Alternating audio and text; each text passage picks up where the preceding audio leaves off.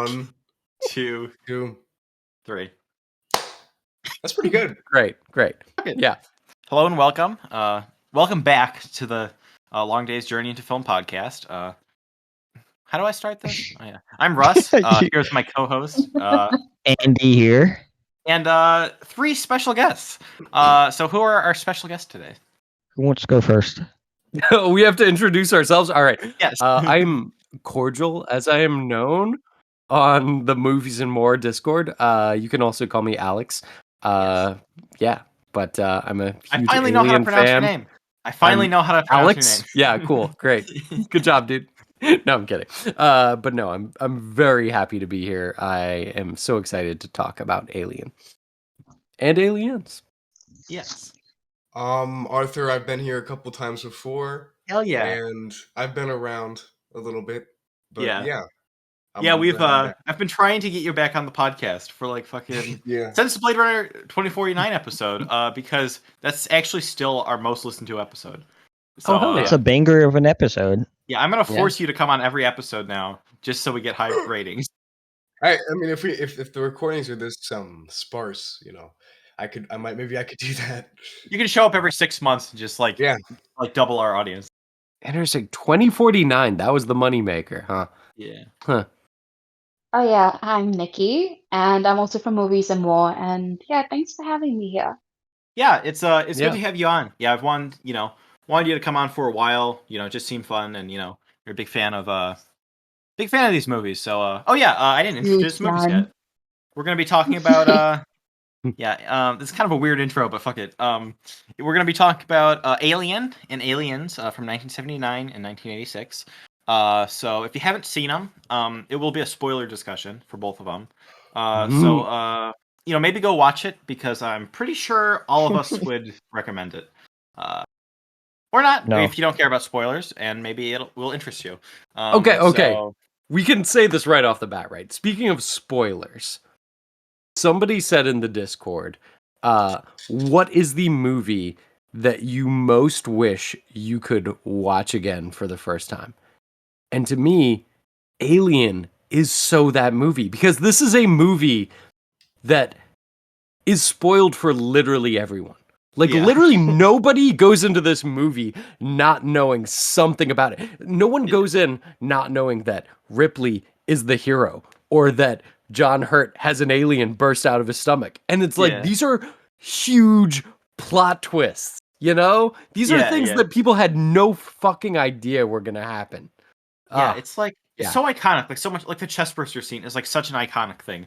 It's like, how can you not? It's like one of those movies where it's like, how can you not? It's like Star Wars. How do you not know Darth Vader is Luke's father? It's like that type of stuff. It's like these twists are written into my DNA at this point. But I think to go back to 1979 to a theater with an audience that had only seen like corny science fiction movies, that had never seen anything this realistic, and to sit down and to watch that movie and have no idea what was about to hit you, I mean, it would just be the best experience ever. I really think so.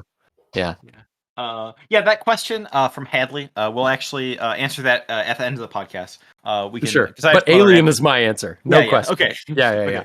I did want to say real quick before we get into the discussion. So it's been a while. It's been a couple of months since we did our last episode. I went on vacation. It was fucking lit. Yeah. So Andy went on vacation, and so it's like, we'll have a couple of weeks. We'll figure it out. We're doing bi-weekly anyway, and then I got a job. I got a new job, and I've been super busy with that. So and then, we messed up the scheduling for some stuff. We had to push some stuff off for another episode we were doing because the guests couldn't come on. And so it's just, different things kind of led to it being a kind of a break. And actually, we were talking about having kind of a break from the podcast back in December. I talked about it during the Carnival of Souls episode. And we were going to give it like, a month or two to just kind of like, figure some stuff out about it, maybe try and boost the quality a bit in some aspects of it. But I asked Daisuke Beppu, the YouTuber who came on the High and Low episode, like just like a couple days after that episode, and he said, "Sure, let's do it like soon." So then we did that episode, then we did the Scream episode. So we never actually really did that break. So I'm kind of saying like this was our break, or maybe that's just an excuse. I don't know. Oh, he's such a great guy. I so enjoyed his takes on Criterion movies, on Kurosawa, all of that. It's such a good episode. And also, I call my cat Beppu all the time now because of that. So, you know. Oh, that's cool. That's very cool. I appreciate that as well. Yeah. Yeah. He was such a great guest. That's definitely one of my favorite episodes we did. And I hope to get him on again sometime because he said he'd like to come back. That was an intense discussion, and it was. Yeah, I was kind of stressed out during it because like he felt like a celebrity almost. Yeah, it was really fun though. You know, I should have maybe loosened up a bit, not been so serious. But yeah, it was fun. I had never seen a YouTube video from him, so he was just another guest to me. But that I don't want to like undersell this guy. Just another guest.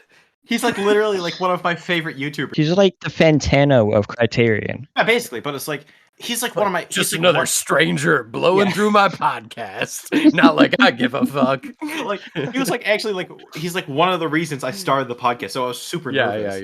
But like he's such a cool guy. Yeah. I mean, I was nervous, but like I think I played it fine. Yeah, it was a good episode. Also he shouted us out on his channel, and we got a ton of new plays on Spotify. Oh, sweet. So, yeah, thanks to him for that. Yeah, dude. So should we get into the Alien discussion now? Oh, we should. Hell yeah. Where do we begin? So we're talking about Alien from 1979, directed by Ridley Scott. Mm-hmm. And so what do we think of it? Who wants to? I have a thought about where to begin. Okay. Have any of you seen the movie Dark Star? I haven't, but I know about it because it has an interesting reputation. Yes. From what I know. It's so weird, dude. I just watched it about a year and a half ago. It is one of the most influential little pieces of shit ever made. It's so crazy. So what Dark Star is it's a student film that was made by this dude, Dan O'Bannon, and it was directed by another guy in his class who was named John Carpenter. Yes. Yeah. It was John Carpenter's first movie, and he directed it as a college movie, essentially. And what happened was, it was so good that a producer came to them and was like, well, this is like a 20-minute college film. If you direct 70 extra minutes of bullshit, we can put this in theaters. So that's what they did. And Carpenter was always kind of like, it was a good student film, but, you know, once we elongated it to the full-length version, it kind of sucked. But the thing about Dark Star is it's this movie written by Dan O'Bannon, and Carpenter himself has even said Dan O'Bannon really that was his concept, and he was the lead actor, and he was also writing it, and he basically co-directed it, and it was really his baby, his project. And the whole idea of it was a bunch of like kind of blue collar average Joes, kind of like stoner working class dudes who were stuck on a spaceship, and there was an alien on the spaceship, and then at the end the spaceship blows up and kills them all. And he made this movie as a parody of science fiction films. It was specifically like a 2001 parody, but he was making it to like kind of mock science fiction conventions. And then the movie came out and everyone was like, oh, this is a movie with special effects set on a spaceship. It must be serious. And at the time, nobody understood that it was supposed to be funny. And he said he sat in like screenings and literally everyone was just like waiting, and then would hear jokes and would be like, oh, that's weird, and maybe laugh a little bit, but like they never like got into it. They never understood what he was trying to do. So Dan O'Bannon, who strikes me as kind of like an angry nerd type dude, he kind of feels like he was a toxic nerd before there was like fan base rage on a major scale. He just has that kind of vibe about him. Dan O'Bannon is confirmed. Yeah, exactly. He said, "Well, fuck that. If no one gets the comedy version, I'm gonna make the nastiest, scariest, most disturbing movie about an alien that goes around a ship like sexually violating people, Yeah. essentially." And that was his whole idea. And he wrote the script and it turned into Alien. So it's just crazy that this like student film that happened to be directed by John Carpenter essentially ends up being the like inspiration for this unbelievably like huge influential movie. And the other thing about Dark Star 2 is just that the ship in it goes into hyperdrive and it's this terrible special effect where it's like literally just like a static image of a model with like crayon drawings of stars like flying by it. But it was the idea of a ship going to hyperdrive. And George Lucas literally bought that idea from Dan O'Bannon to use in Star Wars. Because he was Really? like, yeah, I did no, not know like that any of when this. when the Millennium Falcon goes into hyperdrive, he was like, that's I saw that and I was like, I can do that and make it cool. And so he literally bought the idea from Dark Star. Yeah. So it's just bizarre. It's like this tiny movie that nobody's really seen that is like had crazy ripple effects on all of cinema. That's interesting. Yeah, I didn't Yeah. know any of that. I actually, it's in my watch list now. Yeah, I want to see it. Yeah. I want to see it now. It's not like great to watch, honestly. Like Yeah. it's kind of fun. It's like a bad episode of Red Dwarf is basically what it's like, you know? Is it one of those where it's more what happened behind the scenes is actually more interesting than the movie itself type thing? Yeah, kind of. Yeah. Oh man, my cat's like hanging out in the bathroom. Beppu. I see Beppu. Yeah, Beppu. uh so Yeah. So okay. So I guess oh the last thing I'll say just before we get in the movie itself is so what happened was Dan O'Bannon he wrote this script for Alien, but the next thing that happened to him is he got drafted into making Alejandro Jodorowsky's Dune when that was the a thing, yeah. and so he basically was like brought in to write on that, and that's when he found out about this Swiss artist H.R. Giger and he brought H.R. Giger in to do design work on Dune. And Giger made a bunch of amazing designs, a lot of which reappear in Alien and Prometheus. Like a lot of stuff that he designed for Dune gets recycled through other movies.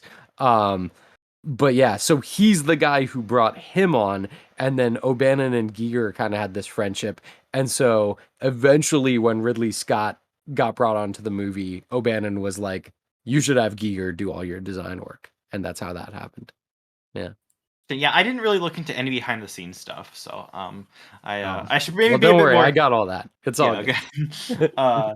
Arthur, you said you wanted to talk about the trailer, right? Oh, yeah. I mean, I don't know. Like, I don't really think about trailers pretty often. Like, that was cool and everything. But, usually when I see a good one, but like, the one, the like the main. I don't even know if there are other ones, but like, the like original Alien trailer is like so good. Because it's just like this. Well, obviously, it's like this slow build, um, up to like the kind of like final, um, catastrophic like flashing of events. And I don't know, like I thought I would have more to say about like why it's good, but I thought I would just say that like I think it's like a perfect trailer because it doesn't give too much away. Mm. It The only thing that like I would have taken out, the only thing I would have taken out, and it's nothing I would have added. It's just taken out is there's like when wait, yeah, we're gonna spoil, right? Yeah. Yeah, full Yeah. spoilers. Yeah. We can talk Oh, about yeah. it. The when the android is like not before he's beheaded. Ash. He gets hit and he's like freaking out, malfunctioning all over the place and like spilling milk and stuff. It looks a Yeah. little silly because you don't know that he's a robot. So the way he's moving, like it makes sense because it's so stiff because he's a robot, the thing malfunctioning and stuff. But in the trailer, it's just kind of like this like um it kind of like a negative just juxtaposition of like This random scene of Bilbo Baggins doing the robot, basically. Yeah. He's just Yeah. The sound effect from the Alien trailer was so fucking good that they actually reused it on Prometheus like 30 years later. Like that exact same sound effect as the like sort of jump scare fucking Inception noise sound on it. Yeah. And I mean the trailer ends with I think the greatest tagline of all time. Oh yeah. In space no one can hear you scream. Yeah. Like tell me a tagline that's better than that. It's the fucking best. Yeah. Which, like, in and of itself is kind of like an iconic thing of like I see a lot of like things kind of like using that as like a or I've seen that referenced a lot like that as a tagline. So it's like there's so many tagline of that are this is iconic. joke on that. Yeah. bigger than the movie, definitely. And the movie's huge, but like it's beyond. Another thing before we start talking about like the plot and stuff, I love the opening title when how it slowly it's like how to describe it. It's like parts of the letters are showing up to make the title, and then it says Alien. I love how it takes its time and just does that. I don't know, something about that is like I don't know. I just really love the way that's executed. It's a very very cool choice, and it's always weird starting the conversation, but No, it's tough. It's tough to like start talking about one of the greatest movies ever made. You know, it's like, what do you say? What's the first thing you say about a movie that's basically perfect? You know, one of the guys smokes in the spaceship. Are you allowed to smoke in a spaceship? Oh, I know, right? It's like I'm just gonna smoke next to all of these things that look like nuclear reactors. It's no problem at all. Yeah. And yet you feel like it must be because everyone's so casual. Everyone's so I've worked too many hours this week and I don't give a fuck. And I love smoking in the fucking engine room, you know? I love the opening or the like the breakfast scene. I'm not sure if it's really breakfast, but like when they're eating after they get out of like hypersleep or whatever. And I love how Harry Dean Stanton's character, which I always forget Harry Dean Stanton is in this movie. Like he's like a really great actor. I really love him. You know, from like stuff like Paris, Texas. Rest in peace. But I always forget he's in this movie for some reason, even though this is like one of the most popular movies he's been in. I never forget. Never forget. He's one of the few actors aside from like fucking Ripley that I can remember is in the movie. And then there's another character in Aliens that I always remember he's in it. Which one? Which I'll bring that up later. Oh, I was going to bring it up later, but it's Bishop Lance Henriksen. Oh yeah. He's been in so much stuff since then. The way both of these movies treat, I guess you can call them androids. I don't really remember what they're called in universe. Yeah, androids. What do they call them? I think they call them androids. I don't want to say like groundbreaking, but it's so interesting, especially for the time these movies came out.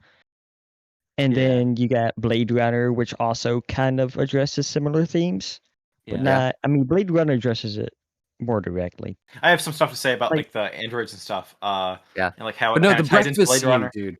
It's so amazing. Like you were saying, like the thing about it, dude, is all of these scenes where they're sitting around this table and they're talking and the dialogue overlaps. It feels like a Robert Altman movie. Only it's the best Robert Altman movie ever because it's on a fucking spaceship. Like, come on, you know? And the third one of these scenes where everyone's just talking and it's super naturalistic and you feel like you're just watching these actors like bullshit, you know, across a table with like no filter at all and it feels so real. The third one of those, a fucking alien explodes out of John Hurt's chest, dude. Oh, it's so crazy. Yeah, I was gonna say like I love how Harry Dean Stanton's characters. What's his name? Is it like Brett? Is that it? He's Brett. Yeah, Brett. Yeah. Mm-hmm. Him and like it's one of the other guys he's like working with. How they're like trying to get like a raise basically. Parker. Like they're trying to get Parker. Who's sorry, I'm not great with names. I should have wrote them down. It's all good. It's all good. But I love how they're just like they're trying to get more money or whatever. Like they're talking to like yeah, they're talking to Ashley. They're talking to Dallas. They're like trying. It's just like it's like I so love casual. it with Yaphet Kotto. He's like, this isn't in my job description. Yeah, you got to give me more money. It's not like I'm Star fair Trek enough, or something. dude. Yeah, it's not like Star Trek or something where it's like very like like it's like a like real clean like spaceship or like sci-fi. It's like kind of a different take on sci-fi. They're just like they're like heading out Kind of dirty and and like grimy almost. yeah, but it's like it's not like No, you're right. It's you yeah. don't hear Sulu being like asking for a raise, when they're like take evasive action. Yeah. You don't hear like one of these red shirts like asking for a raise when Captain Kirk is like, yeah, go investigate that deadly looking flower on this, poison planet. It's funny you mention this because like this exact kind of setting is this movie set this off for like sci-fi as a whole. It began with Alien because it's like the first movie to, how do I say this, like have that aesthetic to it. And it's like we can do things that are, you can be a bit more grimy. You don't have to be super clean and super like fucking nerdy with the shit, Yeah. Yeah, like Star Wars did that a little bit, but you look at Star Wars next to Alien, and it's like Star Wars is still a like fun fantasy movie that is like aimed at kids. And I mean, obviously everybody loves Star Wars, but it's like you look at Alien, and it's like suddenly like, oh no, this is a movie for adults that feels completely realistic. That's set on a spaceship. Yeah. That's it's about like a like gritty like sci-fi horror movie. Which is like which had never existed before, and it's like both, and it does both better than anything ever before. So crazy. And, I was gonna kind of point out how some of the stuff has like kind of like the ship and some of the like sci-fi stuff has like kind of a Star Wars look to it. I mean, maybe that's just like kind of like towards the beginning when you see the ship, it's kind of like the beginning of like A New Hope, like flying or stuff. But just like some of that stuff and like the room with the like mother man. like that. It reminds me of something from Star Wars. I can't specifically remember what from Star Wars, but it reminds me of a scene from one of the like original Star Wars movies. It still has that low tech, like we don't know what the internet is going to be. Oh yeah, kind of it's sci-fi like, feel to it. Yeah, it's in the future, yet it's still like this like old fashioned looking computer monitor thing from like the 80s or like 70s actually. Nikki, did you you didn't say very much. I hate to be like talking over you. Yeah, Nikki, how do you feel about like the cast as they've been introduced up to this point? I mean, I loved it. I think the one thing that I can add, because I agreed with what you guys said, is John Hurt, so Kane's character. So if you remember, like in the beginning, like he kind of wakes up like really weirdly. He's the first one to wake up, and he like just like erects himself, and he's like still asleep, and it kind of like shows how really kind of like focuses on him as a person. Um, Apart from the other crew. So you can kind of see that he's like chosen for something special that's going to happen like later on in the movie, if that makes sense. Yeah. So I think that's like a good thing to kind of add on. And he's also like the person who's like, yeah, let's go and like investigate the ship, or yeah, I want to go out of the ship and like go and see this derelict. And yeah, so I think that's something I would like to add on. He's the most adventurous, and it totally doesn't, very come back curious to as bite well. him. Yeah. John Hurt is so great too. Oh yeah. I mean, that's the thing. Every single actor on this ship is like so amazing and has such a specific face. Like you would never confuse any of them in an instant. Like you know who every single person is. You immediately in a single close up sort of get their deal. Like you immediately get that Veronica Cartwright is this like raw nerve of emotion, and that Yaphet Kotto is really funny and like kind of above it all and doesn't really give a shit even though he's like working class, and that like Harry Dean Stanton is just like stoned and weird and like not gonna like really like talk to anybody. It's just like, it's amazing. You just look at the faces and you get all of these characters instantly, Because, like, I don't know, a lot of people love to compare this movie to The Thing, which is a movie I love, no question. But, like, in The Thing, there are, like, 5 or 6 characters who I can't really tell apart, who are kind of just generic white guys in the background and don't really make an impression. there's like the main characters in the thing, then there's like the side people who are like just kind of there to add to the paranoia of it, kind of. Yeah. Yeah.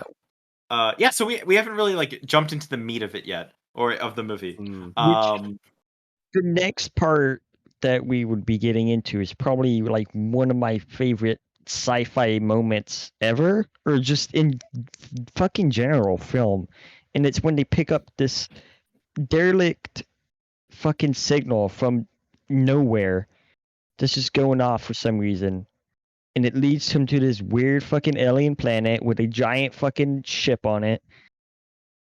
It's just I don't know how to describe how that makes me feel, but it's so exciting to me that it's like, because I don't think, well, they never really go into the backlog of how everything is. Like, It's so much better that way. It's so much Yeah. better that they don't explain too much. Yeah. Like when they when they get into that room with this space jockey and you see this giant weird alien creature fused into a biomechanical chair, and it's 20 feet tall, and they're surrounded by like bizarre HR Giger texture, and you're like, this is the craziest thing I've ever fucking seen. You Yeah. know? Yeah, that's always that's amazing. Yeah, it's like Also, I was gonna point out before they actually get there, I love how when they're trying to communicate with the signal or whatever, like Veronica Cartwright's on the thing trying to I forget her character's name, but they're like they're trying to Lambert. communicate with it, and they're talking, and then Lambert. Then it cuts to outside the ship, and there's kind of like I'm not sure if like kind of like a white noise or like this like just like it just completely shows like the like complete isolation of the characters there even before like the horror starts. I think that's like a really well done part of like this sound design and stuff. Just like showing that because it's like they are completely like isolated. That is like part of the horror of this movie for sure. Yeah. Yeah, the sound design's outrageous for sure. Their entire universe in that moment, because I'm pretty sure this is the first contact they've ever had with an alien species. I mean, they never go into it, but I think the later movies do. I don't know. I've never seen anything past 3 except for Prometheus and Covenant, but oh, you haven't seen Resurrection? No, I don't know what goes on after Aliens. You don't need to know. You don't need to know. That's why bunch of garbage. I like Resurrection. Get out of here. I do. I kind of want to give our thoughts on the other Alien movies just briefly. We'll get to it, right? After we talk about Alien and Aliens. Yeah. But if we have time, I don't want to go too long. But I was just gonna say the one neat thing about the sequence where they climb up into the chamber with the space jockey, like how crazy and gigantic that set is. Part of the reason it seems so big is all of the characters in spacesuits in those like wide shots and the establishing shots are actually children. They put kids in tiny spacesuits. Yeah, exactly. It was like Ridley's children. And so like if you look really closely when they're walking around the space jockey, you're like, oh yeah, those are totally little kids like stumbling around the set. Like you can kind of tell. Yeah. But it makes everything like twice as big. Yeah. I think it was like too expensive to like make it to scale, like how they wanted. So it was like a quick decision by Ridley that he was like, I'll just use my kids on those wide shots. Yeah, and I mean the detail on that set is so insane too that I'm sure they couldn't make it that much bigger because like HR Giger, like he was literally like painting on details up to the very last minute on the space jockey on the room. Like it was a crazy amount of work to just make that happen. Yeah. And there's actually a moment I want to talk about coming up next is after they come across the egg chamber, right? Yeah. And it's Kane, I believe, which is John Hurt, right? Yeah. Yeah, because he's the one who gets the face hugger on him. I haven't seen this movie in so long, so the first thing that came to mind was a common complaint with Prometheus about how they handled the egg situation. I'm like, this is so fucking similar. Why are you bitching about this? And also, this guy has no idea what Yeah, he's like how looking how at. do you handle this? What you Yeah. don't know how you're gonna handle it, so give the guy a fucking break. And Yeah, if anything, I think COVID has taught us that people will take their masks off and walk into Yeah. dangerous situations Yeah. all the time. So to me, it just seems like the height of realism that someone would, throw caution to the wind in a moment like that. I really like the blue force field on top of the eggs that has like fog all over it. Do you guys know how they did that? No, I don't. No, it's crazy. So what it actually was is they borrowed the lighting rig that the Who was using for their tour of Quadrophenia. What? And they had this like amazing like lighting rig that created this like blue laser like layer across like the top of their stage. And then they like blew like smoke over the top of it. And that's why like the area above the eggs looks so crazy like that. Yeah. Yeah, I love the I love the design of like the eggs and the way it like Oh opens yeah. up and the thing. It's so cool. It's so good. And I just, I love all the stuff, the creature. I mean, there's a few complaints I have with the actual alien, especially once they start showing it in its entirety Yeah. towards the end. But like in general, like it's such great effects and such great design and everything. Yeah, I hate to be dominating the conversation too much. Yeah. Us instead of Nikki and Arthur. If you have more to say, we'll kind of let you talk if you So, have something. a fun thing about the eggs that I actually learned when I rewatched the movie is that they actually use like real animal guts and organic material for the face hugger. So it was like shellfish and kidneys and stuff like that. So that was like really Yummy. cool. Yeah, it looks so good. Like when you see the face Mhm. hugger's guts when they're taking it apart, it's all like raw seafood and meat, and it just looks so real. It's crazy. I mean, to this day. And they said that too with John Hurt during the chestburster scene. He had this fake torso that was just packed with cow guts. And when Yeah. the actors came onto the set, they had like all these hot lights on and they're in this like tight set that's been like doesn't have a lot of airflow going through it, so they said it was just the most foul stench ever as soon as they came on the set, and they're like, oh god, we're about to have the worst day Didn't ever, they like have no idea what was next? I Yeah, they mean, didn't. Yeah. it's a bit of an urban legend. Like they'd read the I don't script. yeah. They knew that an alien was going to come out of him, but they didn't know exactly what it would How look it like was or gonna be how it would handled. happen. And I think part of it too is they were like, it's this British director, he's really classy. He's doing this like high budget, nice sci-fi movie. Everything so far has seemed really like, full of suggestion, and it's like it's very tasteful, And they get onto set and they're like leaning over John Hurt, who's packed full of like cow intestines and fake blood, and they're like, well, this is gonna be like tasteful. He's just gonna like suggest an alien coming out of him, and then literally his body explodes, blood flies over everyone, gets on the ceiling, like Veronica Cartwright like falls, you know ass over tea kettle, like back out of the scene covered in blood. Everyone's losing their mind. It's like, yeah, it's not what anyone was expecting exactly, Yeah. Yeah, it's so yeah. intense. Such an intense Oh, scene. what a scene. What And a like you scene. you know something's gonna happen. It's like it's going to. It's like one of those Yeah. moments where it's like everything's too okay at the moment. They're Right. happy, they're eating, and then it's just like, oh man, and like it's so intense. When it's like fucking like you just see the little bit of blood show up in his shirt, and then the fucking thing pops. It's so good. Yeah, It's so I love good. that scene. It's so visceral, and like Yeah. just the whole idea of like something like bursting out of your chest like that is like such a, I don't know, kind of disturbing concept. Something like growing inside of you and bursting out.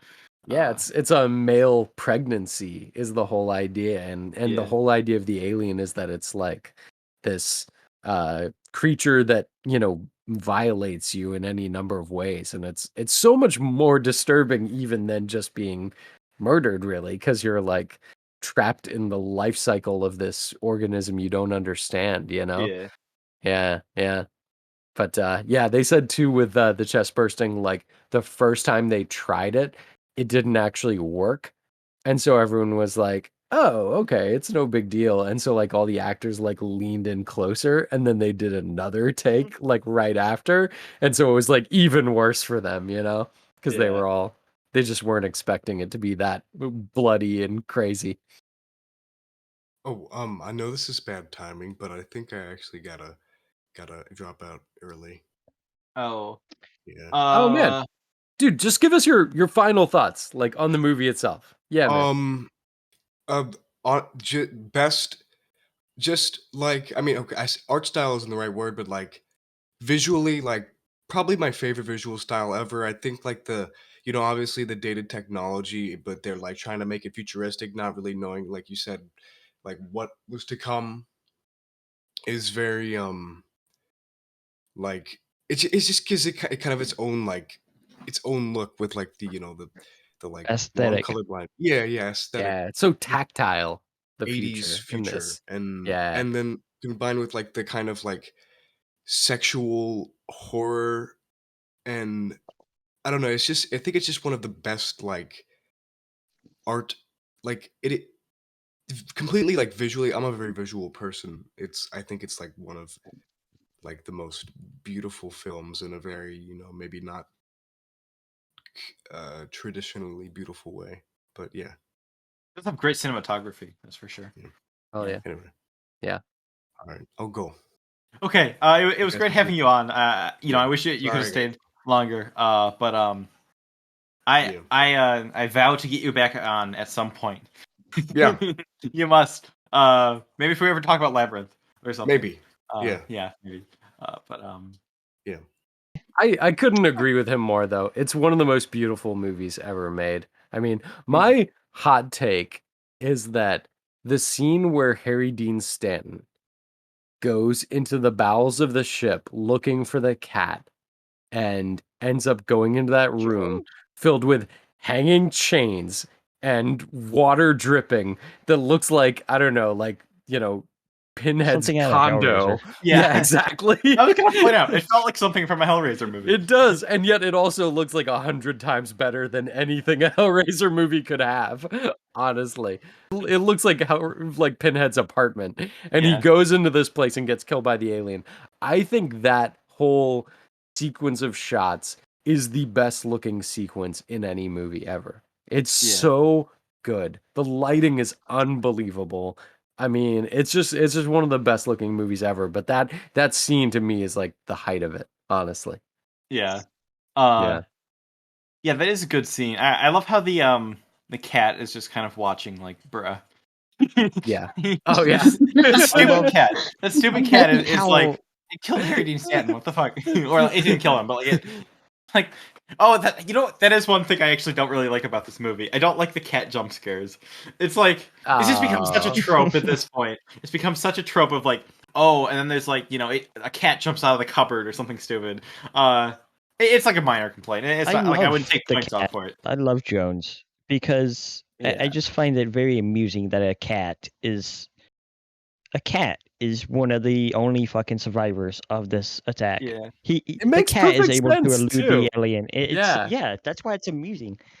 It's like, a cat would be able to probably fucking divert an alien better than a human could. Yeah. I do think it's kind of stupid. How up until the ending, I'm jumping all over the place, but like no, go up until the ending, Ripley is shown to be very smart and reasonable. Like she's very like when they're like fucking, they're about to bring John Hurt's what's his name? Kane. When they're gonna bring Kane back in, and they're like, no, we need to do like the quarantine protocol or whatever. And they're like, no, fuck it, and they just bring him in. Like she's always kind of like the voice of reason for a lot of the movie. And then it's like she's just after, like, I think it's after. Is it before or after she finds? It's probably after she finds Parker and Lambert, like disemboweled and it's like. Why would she go back for the cat? Like, maybe you like the cat. I like my cat, even though my cat's a fucking asshole. No, I think she actually found the cat before. She actually found the cat before. Yeah, she did. Okay, she did. I know too. There's literally a book about screenwriting based on your complaint called Save the Cat. Yeah.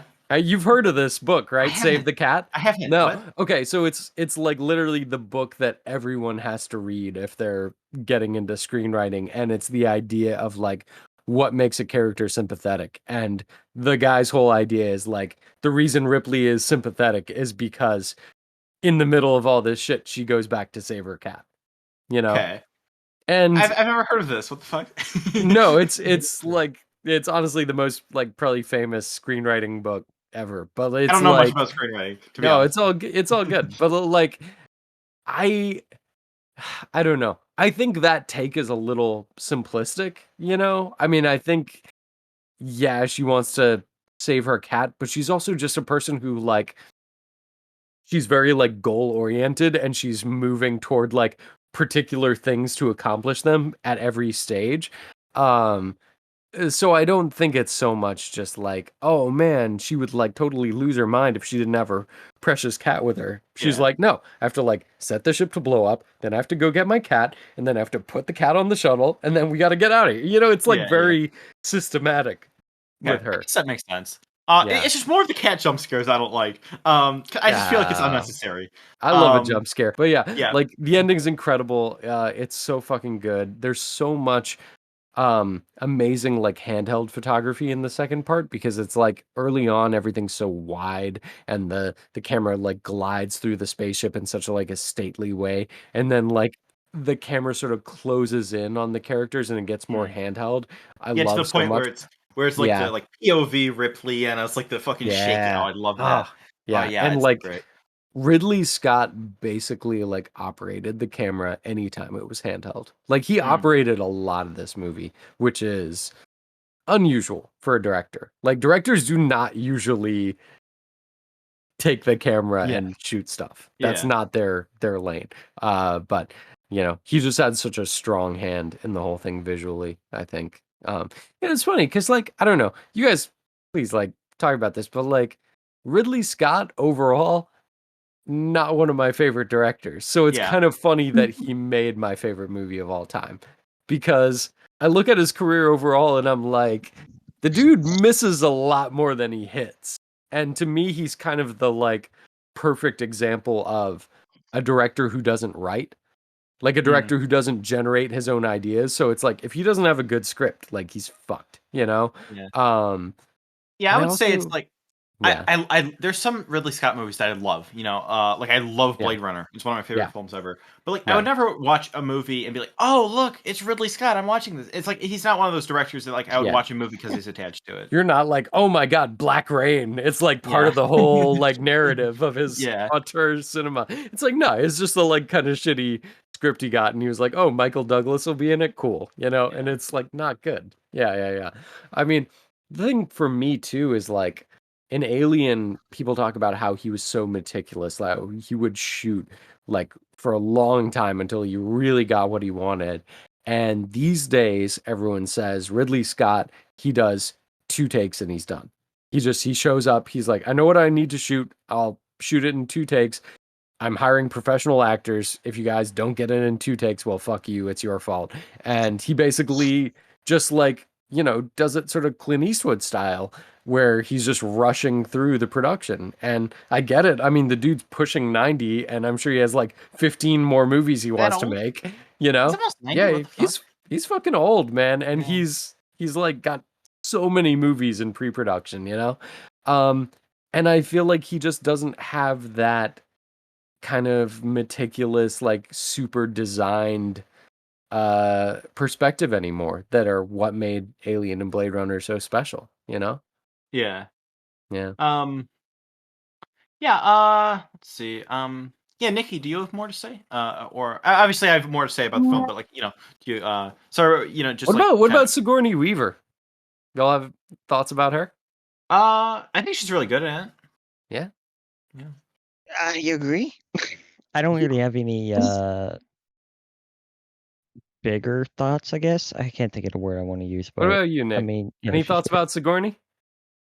I mean, she was amazing, but I think she actually fleshes out more in the second movie than she does in the first. Yeah, she's definitely I really like how she's not really the main character for like a Oh, yeah. lot of the movie. Like it's not really sure like who's gonna die. You know, like she could die like earlier or like midway through the movie. If like say if you're watching for the first time and don't know anything about it, it's like she's not really like the main character until like towards the end, actually. Yeah, So it's like part of the reason I was she's like like, the final girl, basically. I would love to see this movie for the first time in 1979 because Tom Skerritt, Dallas, is top billed. And he's easily the most famous person in the movie when it comes out. And you look at him and you're like, oh yeah, this dude with like his feathered hair and his beard, he totally looks like a 70s movie star. So he's going to be our lead actor. And then he fucking dies an hour in. And you're like, what the fuck? Like, honestly, the movie does a really good job of not having Ripley be centered in any scene and any shot before that. You don't think of her as being the main character until suddenly she is. And I mean, this was her first movie ever. And I think her performance is just amazing. It's so raw, it's so emotional. It feels so natural and you're like, wow, she was in like plays. She had only done theater stuff before this and Ridley Scott picked her out and was like, yeah, sure. You be the lead. And it's incredible. It's so good. If I remember correctly, the Yeah. role was actually supposed to go to Meryl Streep before it actually went Really? to Sigourney Weaver. Yeah. Oh, So I Yikes. think there was Meryl would be so fam- interesting. Shit. there was I don't want some to see like the Feel about family that. emergency and she had to like back down. So it eventually went to Sigourney. I don't Yeah. really see Meryl as a final girl. No. I mean, she could have been, though. It would totally change her career. Yeah. I want to see Meryl Streep as Ridley, or as Ripley. Oh, I said Ridley. As Ripley in Alien 4. There you go. Hey, you mean Alien 5? Alien 4's already come out, bro. It's too late for that. No, I want to see. No, I want to see Alien Resurrection with Meryl Streep. Like just deep faked into it. Yeah, I love that. That's great. Yeah, I want to see the alternate universe where Meryl Streep is in Alien Resurrection. Yeah, just singing like Mamma Mia show tunes while people are getting like ripped apart. That's great. Yeah. No, that's wild. I mean, the famous thing about all the characters was just that Dan O'Bannon wrote all of the characters just by their last name and didn't give them gender specifications. So they literally had no guidelines as far as like casting a man or a woman in any of the roles. And so Ripley being female was something that Ridley Scott just decided. And that's interesting that he was like, oh, I'll try Meryl and then I'll try Sigourney. Like he at some point clued in on, oh, it should be like a female character who's the lone survivor, you know, but that wasn't in the script at all. Yeah. Because like, the kind of like, I mean, I never really thought of it as like, oh, she's the final girl. Because it's not really that type of, it's not like a movie like, Halloween? I want to say like Black Christmas for some reason, but like I don't know why Black Christmas is the first movie. Like Halloween or something. Here's a question: do you guys think the movie's more sci-fi or horror? It's kind of a slasher movie. It almost feels like a slasher movie in parts. Like Harry Dean Stanton's death totally feels like a slasher. Like how he strays away from the group and then gets all fucking thing like fucking goes through his head and like or that and like like the Dallas death when he's like in the fucking vents. Which is such an intense scene. I love that shit. I love how like it's like closing in and you see the dots or whatever on the fucking thing. That's just like this like straight up like just like like kind of like jump into your seat moment when it like comes out. So good. I really like that part. I mean, I agree. I think it's horror over sci-fi. It's sci-fi horror. It's sci-fi horror. I think disagree actually. Oh, you think it's more sci-fi? It would be nothing without the sci-fi. The sci-fi keys all the important notes in. It would just be like kind of, I don't know, a generic alien slasher without all these important sci-fi aspects that this film kind of. It would feel very weird if that alien was impregnating random teens on a suburban neighborhood and there was no explanation. Like if there was no sci-fi setting, it would be very strange. It would be like a Don Dohler movie, which I don't know if you guys have ever seen any of those, but they're these like backwoods movies this dude made in like Kentucky where it's like an alien wandering around a neighborhood killing people. Oh Lord. It's so good. Oh, the Galaxy Invader. That's his best. Species. Yeah. But yeah, I mean, for me, I think of it more as a horror movie. I think the sci-fi is a fake out where it's like it sets it up as a sci-fi setting, and then really the real movie is the slasher movie once that starts. Yeah, I definitely think like that's like the core of the movie is like Yeah. like the the creature and all the horror, like all the towards Sure. the end stuff, and like it's definitely a lot of the Yeah. setup is like I mean, because it's not really I see your point. yeah Yeah. like I it's mean, it's it could go sci-fi either horror, way. but I I see see it yours more. too. Like there would be nothing special about it if it wasn't also science fiction to set it Yeah, all up. yeah. If this was like just like it's like I don't know. I almost said demonic cicada. I don't know why I almost said it. It's just like You're thinking kind of of like Exorcist 2 over here? if it's just like some kind of like this creature crawled out of a cave, it wouldn't really have the same. It wouldn't be nearly as It would be The Thing if it wasn't. No, I mean, well, not really. I mean, it it's like speaks to the greatness of the creature itself, that the creature is too bizarre to not come from a sci-fi situation. yeah, Like this yeah, creature is so insane. It's such a bizarre design that is so far piece of art direction, an incredible piece of special effects. The whole thing with the xenomorph was originally it was supposed to be clear and yellow because the chest burster, when it bursts out, it's kind of like yellow in color, and it was supposed to grow up and be sort of like a transparent, like kind of rubber glove sort of a look where it was like yellowish but also see-through. And they realized right away, they were like, oh fuck, like if we shine light at this, like it looks like shit. Like it just looks like rubber and all the light goes through it. So they were like, well, all right, let's try like spray painting it black. And they were like, oh wow, if we do that, it blends in with literally everything. It just looks yeah, like part of the ship. So that was a lucky, thing that they stumbled upon there. But I think it's such an amazing design. I mean, I would be remiss to say, obviously it has a head like a penis, and it has yeah, another penis inside of its mouth, and it literally wants to fuck you, but not like fuck you in the like pussy or asshole. It wants to like fuck your brain and kill you in the process. So yeah, that's terrifying. I think that's just a really scary idea. yeah. Like It's Everything yeah, about this film is like so quintessential to, yeah, I mean, film in general. It's like I'd yeah. argue it's like a fucking what's the word? It's a convergence point for fucking different timeline. Like It Alien is is. so Yeah, quintessential to fucking us. yeah. To like fears that human beings have always had, to mythology, to like all genre cinema, it like all converges on Alien. It really does. Agreed. yeah, Yeah. it's very much one of the most influential movies of all time. Yeah. There's no debating that. It is. A lot of Yeah, Um, it it came is. together just by happenstance almost. Yeah. It was almost, it's like it's meant to be. Yeah. Because like Dan O'Bannon, as much as I think he had a great idea, I don't think he really understood what this movie would become.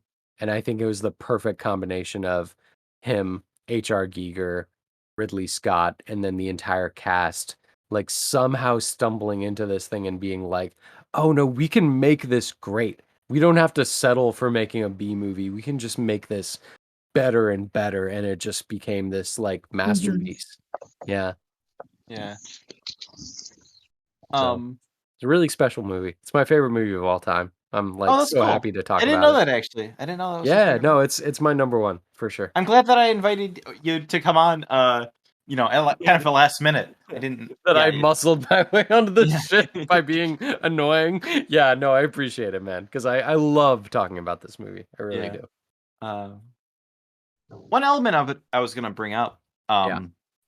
was Ash, which Mm, I think is a very Yeah. interesting character. Ash. yeah. So the first time I watched this movie, it was a long time ago. It was like at least like I don't know. But I it was was, like it's 11. yeah, it's been a while. When's the But first time you saw it, dude? Who? Any of y'all? Like, Oh, I want to hear I your uh, origin stories. first saw it when I don't remember. I think I was like 10 or 11. It was when my brother bought my dad the Alien anthology I now have for like Nice. Father's Day. Yeah. So my dad kind of introduced me to it. Mhm. That's when I fell in love with it. What about Yeah. you, Nick? First time you watched Alien? I actually saw Aliens first before I watched Mhm. Alien. So Yeah. the first time I experienced the xenomorph and stuff was watching Aliens. I think that's the reason why the second movie is probably my favorite movie and why I prefer it to the first one. So I think I must have been about 10 or 11 as well when I saw them both. Yeah, I think Interesting. it's really common for people to see the second one first. And I get how people watch Aliens and go back to Alien and they're like, wait, Ripley isn't the main character and there's only Yeah. one alien? Like, it feels a Yeah. little thin I mean, if you yeah, haven't seen that one first. it's kind of like Yeah. Yeah. starting with Terminator 2 and then going to Terminator. It's like I think it would have so like yeah, that. It is. it's like Yeah. it would have made a bigger impact. I think it would have made a bigger impact if I actually watched the first one, like first, before I saw Yeah. the second. Yeah. I think I'd probably feel the same. I think I probably would have liked the second one more if I would have seen it first. I'll get into my thoughts on that one. But like where's I going with that? Fuck. Hold on. My brain I'll, just like stopped working for a second. I'll just say for me, I had a weird situation where I was obsessed with Alien before I even saw it when I was a really little kid. Because I just remember people like talking about it at school and things, and I think I saw like some imagery of it, and I was really into it, and I knew that my dad liked the movie, and I kept bugging him about it, and so what he did, this is sort of betraying how fucking old I am. This is like old people technology right here, y'all. But what my dad did was I think 7 years old, and he rented the VHS of Alien from a video store, and he put it into a 2-deck VCR, which had like literally like two slots for VCR tapes side by side. And what you would do is you would put in your rental tape and a blank tape, and you would hit play on your rental tape and record on your blank tape, and you would make a copy of any tape from a rental store that way. So he made a copy of Alien for me. Only what you could do was if you hit stop on the rental tape and then you hit play again, you could cut parts of it out. So what he would do is he cut out like the scariest parts of Alien for me, and he made for me a VHS tape that was like a censored version of Alien for me to watch.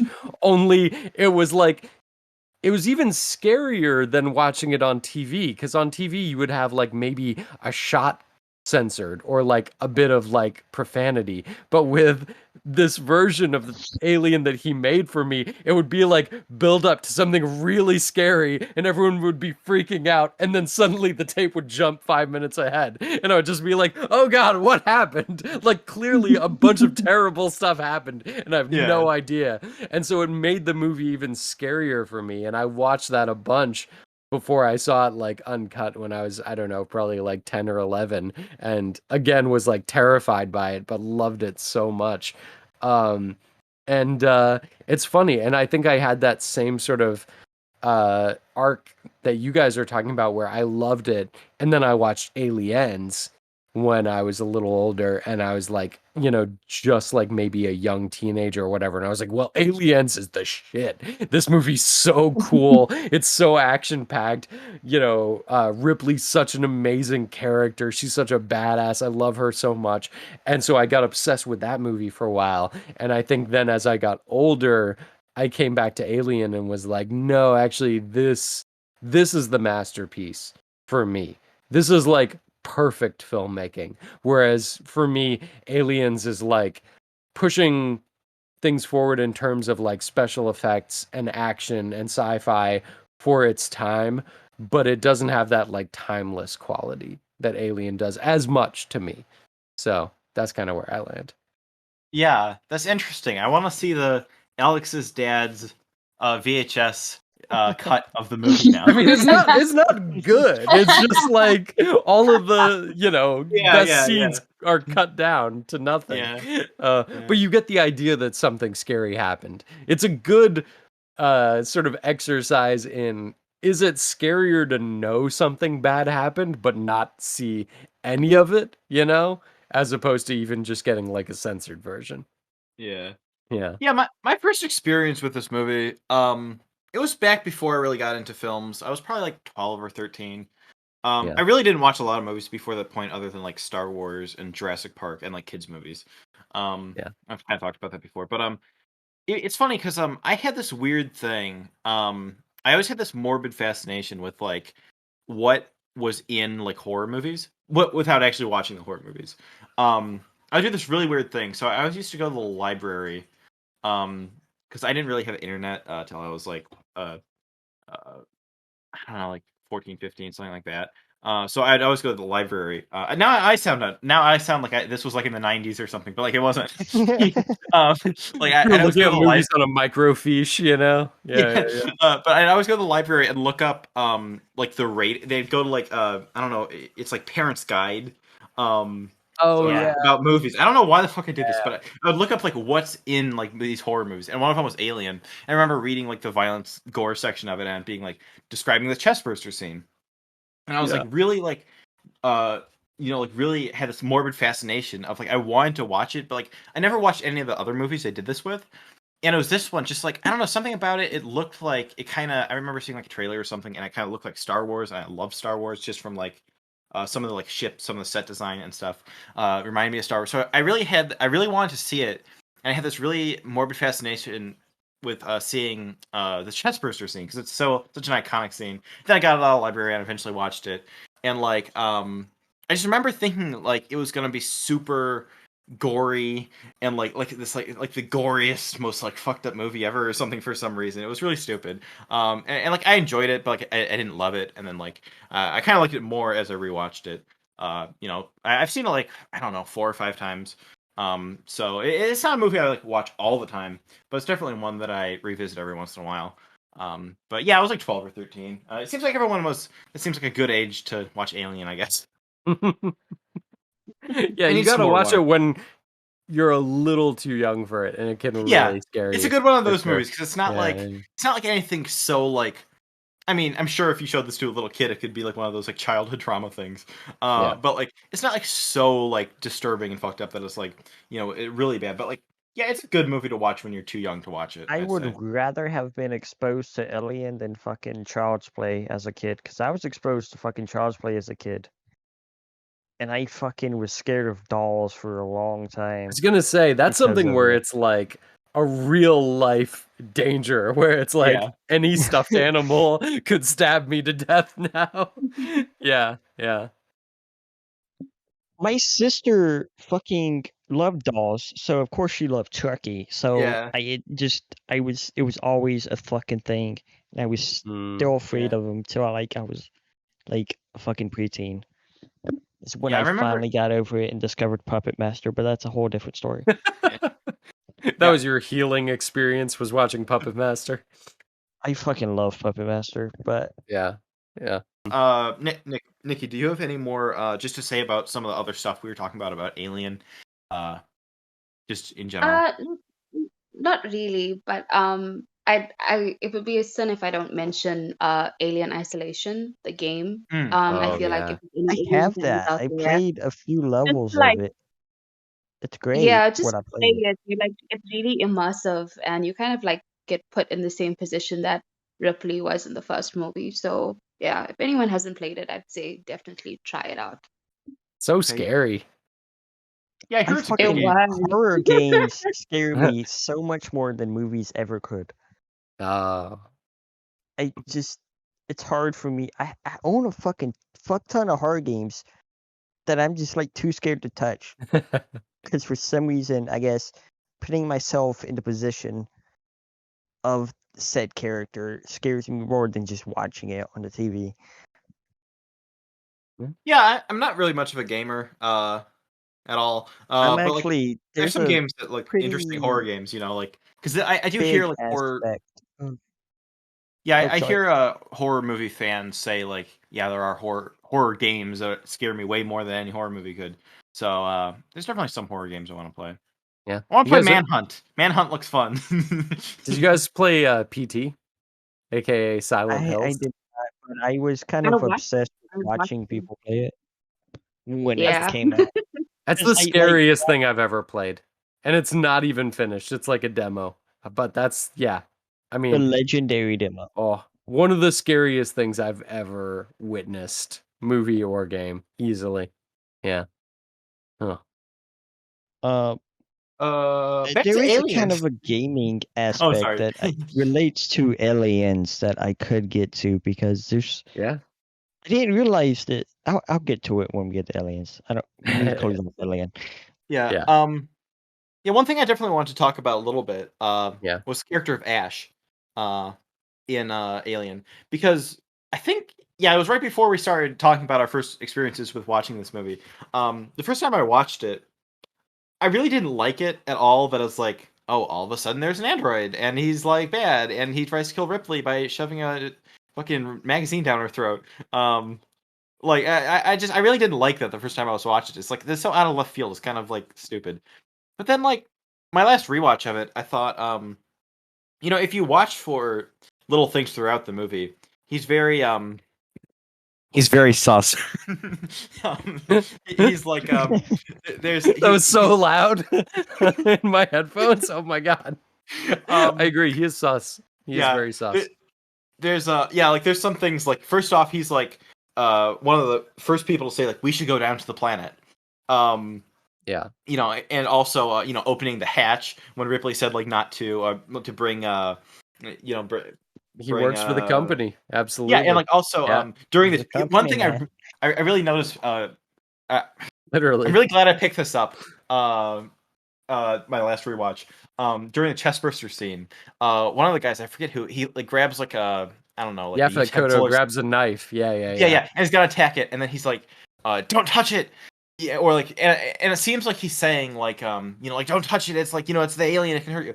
But it seems like he's actually like always trying to like preserve it. He doesn't want it to get hurt. Yeah. Which is just a little interesting little nuance I picked up on. And there's a whole scene when like Ripley talks to him about I forget what they're talking about. Why it broke like the quarantine rule or whatever. And like he's drinking something, and it almost looks like that like milk blood, the stuff that's in him. He's drinking like I'm not sure if it's just like I'm not sure if that's a coincidence or not. But I don't know. It's just like if you watch throughout the movie, then of course how it plays out, that's like he's working for the company. He was supposed to. It's like I'm not sure. Was it like when they got out there, the company said like, oh, the alien is there, bring it back, or was that the entire point of them going out there? Was to get the alien? It was after the company. Okay, that's what I thought. Know, yeah. I mean, no one knew about what that signal held. Well, it's like once they figured out what it might be of the fucking situation. Oh yeah, because like when they talk to Mother, or when Ripley looks at the thing and the Mother says like the number one objective now or number one priority is to bring the alien back and the crew's expendable. Yeah, the company knew something. Yeah. The company knew there was something there of value. I think that ties in with Prometheus, like the prequels and stuff, because obviously the company after the first time. Isn't there a subtle note about something during the intro of Aliens that it hints that they knew something was up with the planet? Because it's an uncharted planet, and they probably knew it was uncharted for a reason. Yeah, maybe so.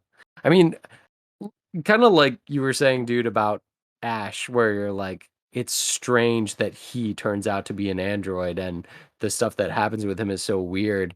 Watching it now, he really creeps me out and grosses me out as a character, because I was kind of thinking like, what person would design an android to be like this? What person would it design? It's fun because it's such a juxtaposition to Bishop in Aliens.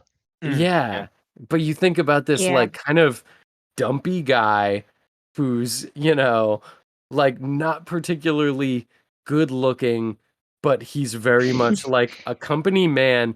And then as soon as he gets alone with this woman who is getting authority over him, he tries to like shove like a phallic object down her throat and kill her with it. And you're like, he was clearly designed by like a fucked up misogynist, you know? He was designed by someone who hates women and who built it into this robot to like put women in their place, quote unquote. And you're like, oh, what a gross person, you know?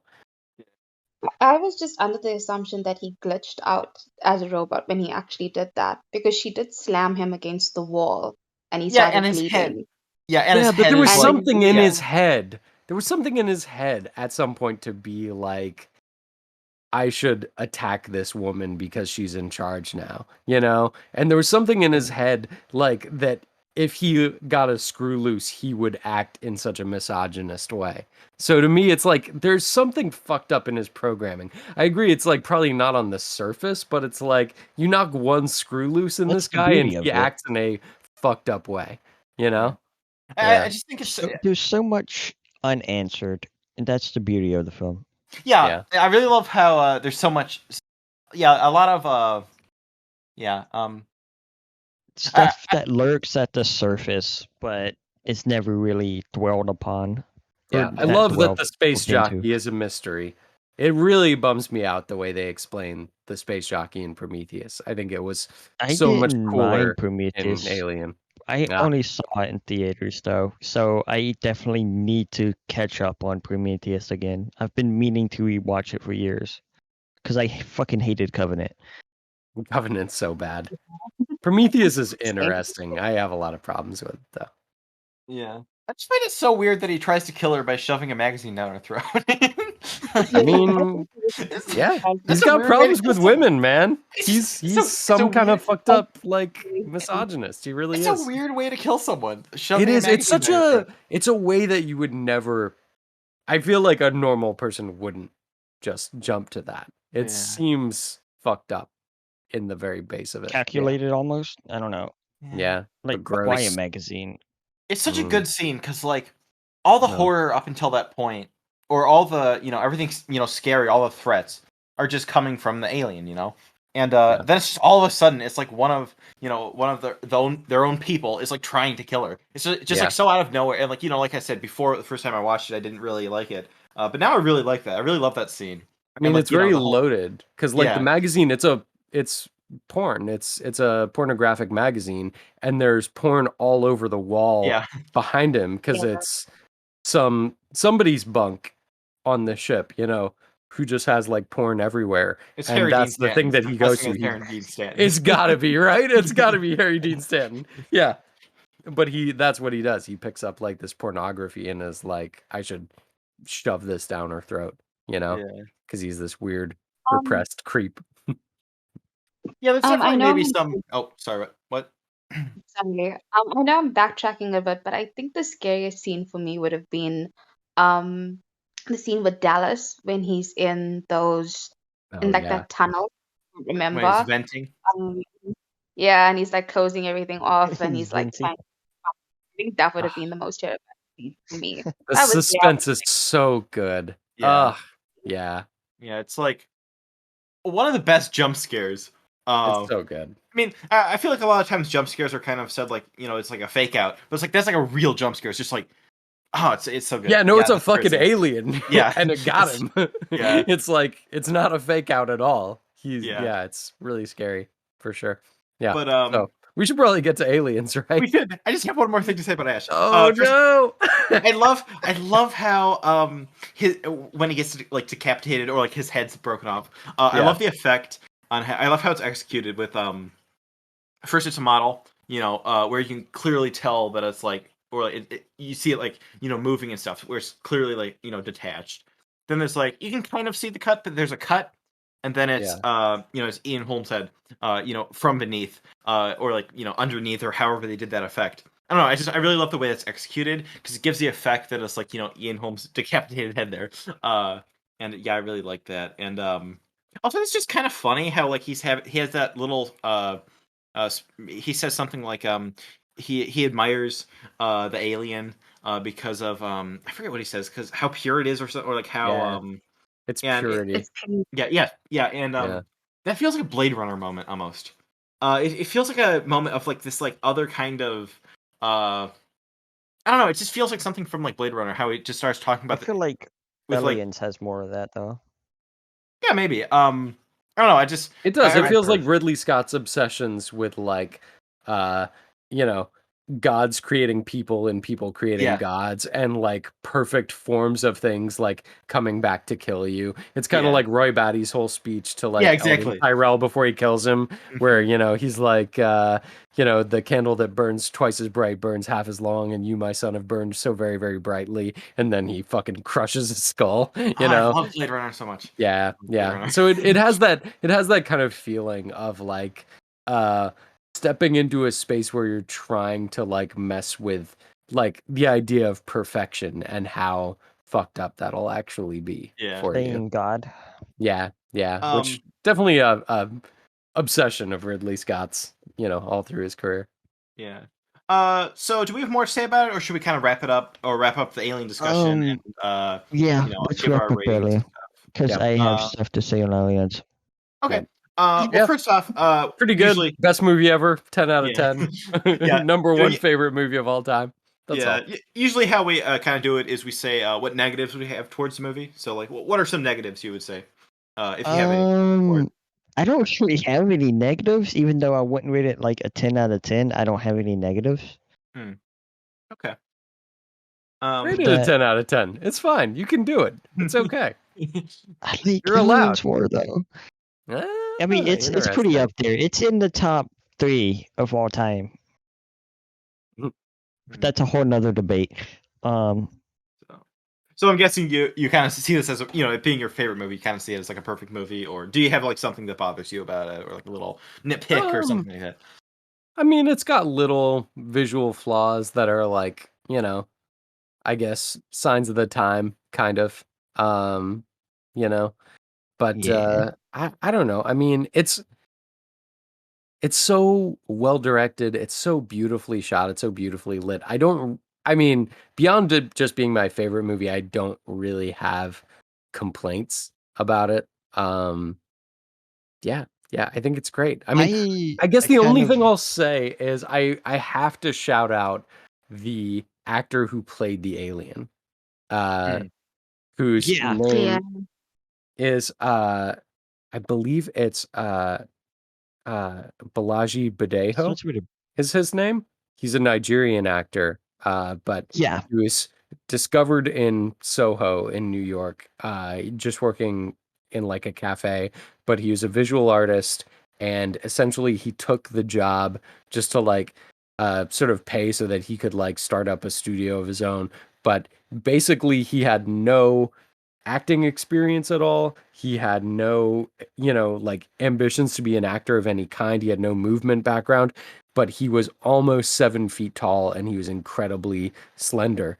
And that was like the perfect person to like put into the costume. And so I just imagine this dude who was like, 1 minute he's essentially like a barista, and the next minute he's in the most insane costume anyone's ever seen, hung upside down in a room full of chains, about to attack Harry Dean Stanton. And I'm like, that dude had a hard fucking job, and just good for him.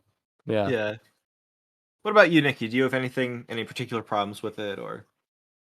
I don't. I think it's almost perfect. I feel because I went into it very desensitized by the whole effect of the movie. I think that's the reason why it's not really a 10 out of 10 for me. So I would probably give it a 9.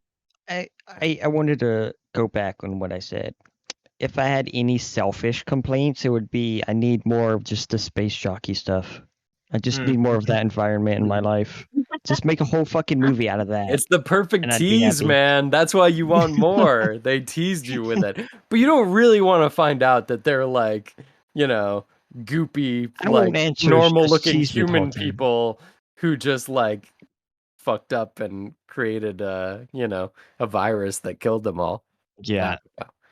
It's so lame that they're just like humans wearing like weird spacesuits. I like it so much better that it's this like bizarre creature. Yeah. This movie gives you Yeah, no the- impression that there's a human underneath that, you know? Yeah. Yeah. For complaints that I have, I'll try and wrap this up so we can get to aliens. No, go for it. Yeah. Well, first off, like I said earlier, I don't like the cat jump scares. It's just I find that cheap, and I think it kind of, I don't know, devalues some of the more, some of the atmosphere it builds, for how tense it is, and I don't know, I don't really like that. I think it's just kind of a cheap thing, but is it maybe it was before that was such a common trope, having like that type of fake out. So that's not that bad. There's one thing like I don't really like how they show the whole creature at the end. I think it like when it's in space, like when it flies out, and when she like shoots the thing and it flies out. I just feel like it's like it still looks good, but like it just kind of like takes down the scariness of it just since you see the whole thing. I think that always makes if you see the entirety of something, no matter how good it is or how well it's done, I think that's always going to make it a little bit less scary. Those shots like, don't look as good as the other obviously shots like of it in the movie. Yeah, like when it's in the vent, like that's so much yeah. better than like when you see it in like full lighting. But that's not really a huge problem again. And there are like a few effects here and there, like when you see the second mouth coming out or like the second set of like teeth. Yeah. It looks good, but it looks a little bit cheesier since it's like a very up close shot of it. Yeah, and or like the chest burster scene, which I love. It's one of my favorite movies in any sci-fi movie.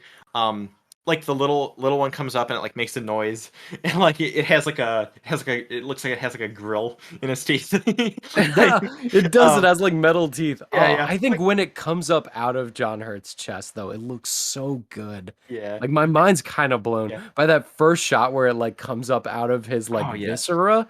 It looks so good, dude. In like high def. But then when it like runs away, oh yeah, it looks kind of so cheesy. Yeah. But like I don't know, there's like little complaints like that, but that's not enough to actually take points off of the movie. The one thing for me, this is really just it's not really a problem of the movie. It's really just a more of a thing. Maybe it's more of a problem with me. Just something about the pacing of the movie. It's very well paced, but it kind of loses me. There's like never a single like boring moment. But just a lot of the movie, it's like I feel like there's like several scenes I really love. I love the chest burster scene. I love when they find the alien. I love the breakfast scene. I actually agree some with of the you. death scenes, and there are and like a lot of the rest of the minor movie. Pacing issues. It's not like oh it's it's not well paced. It's like too slow, or like oh this whole part's boring. And then there's a good scene. It's not like that. It's like it's very I don't know something about it. It's kind of long build up. Yeah. That's not even the problem. It's just like something about the pacing kind of loses me. Not really. It doesn't really lose me, but like it's to the point where it's like it's not really a movie I'd rewatch all the time.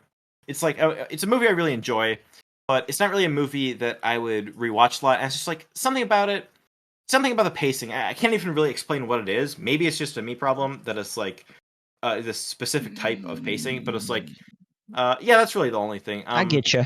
It's not as like like. I really love its like influence and style, but it's not something I'd like rewatch over and over like Blade Runner.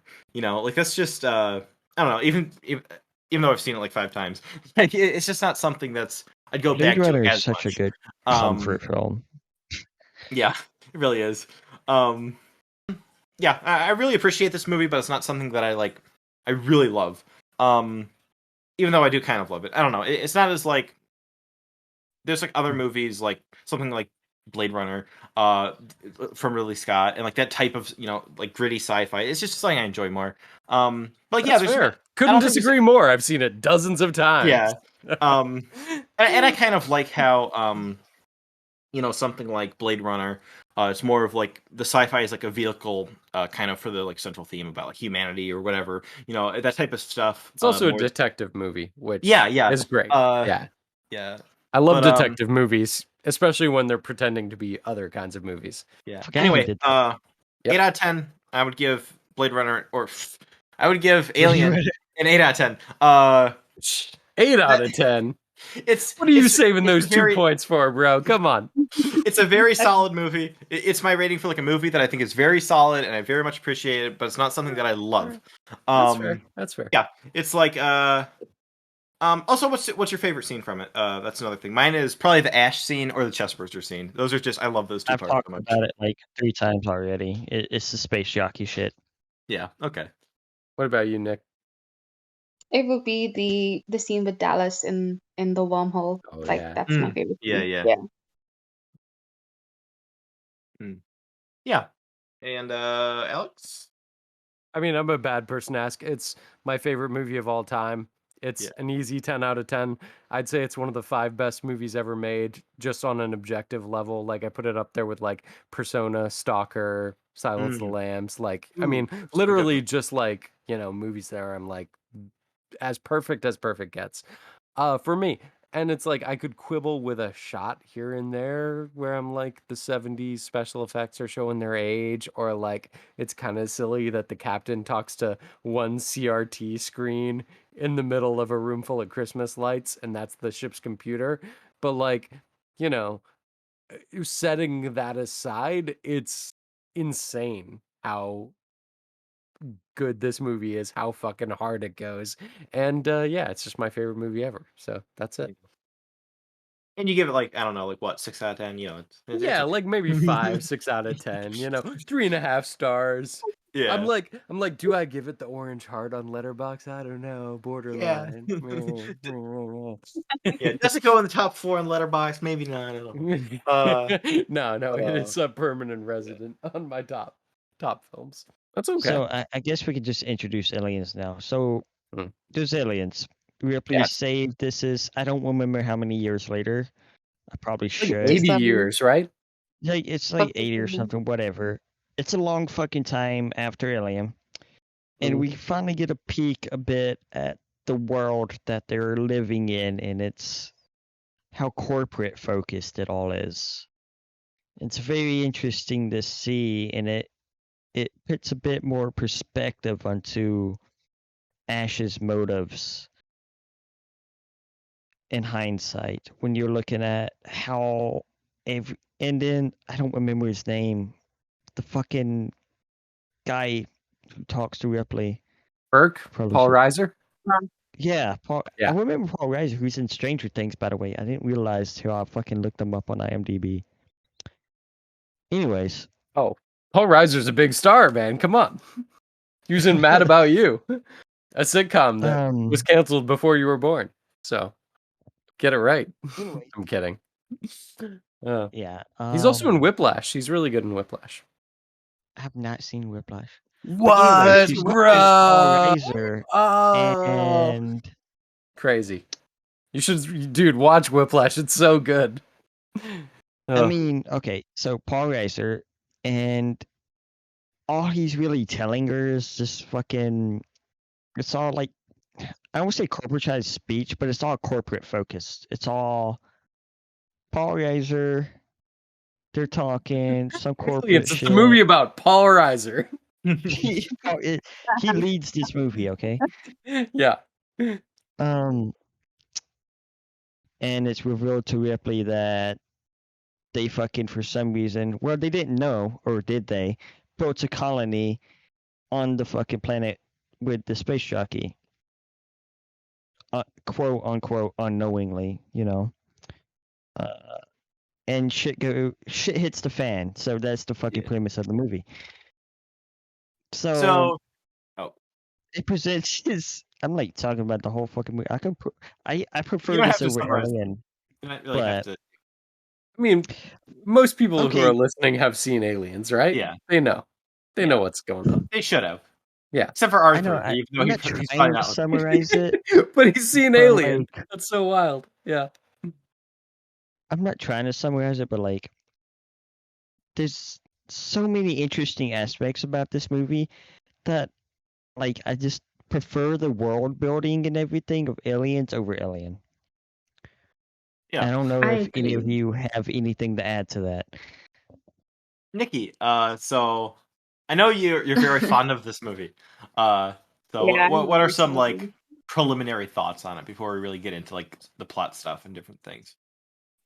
I think the biggest thing would be Ripley herself. So she was so fleshed, like I said before, earlier in the episode, she was like so fleshed out in this movie, and all her good traits that you kind of see in the first movie, like how she's so like her decision making skills and stuff like that. It's like she's able to act under pressure. You see that really fleshed out in this movie.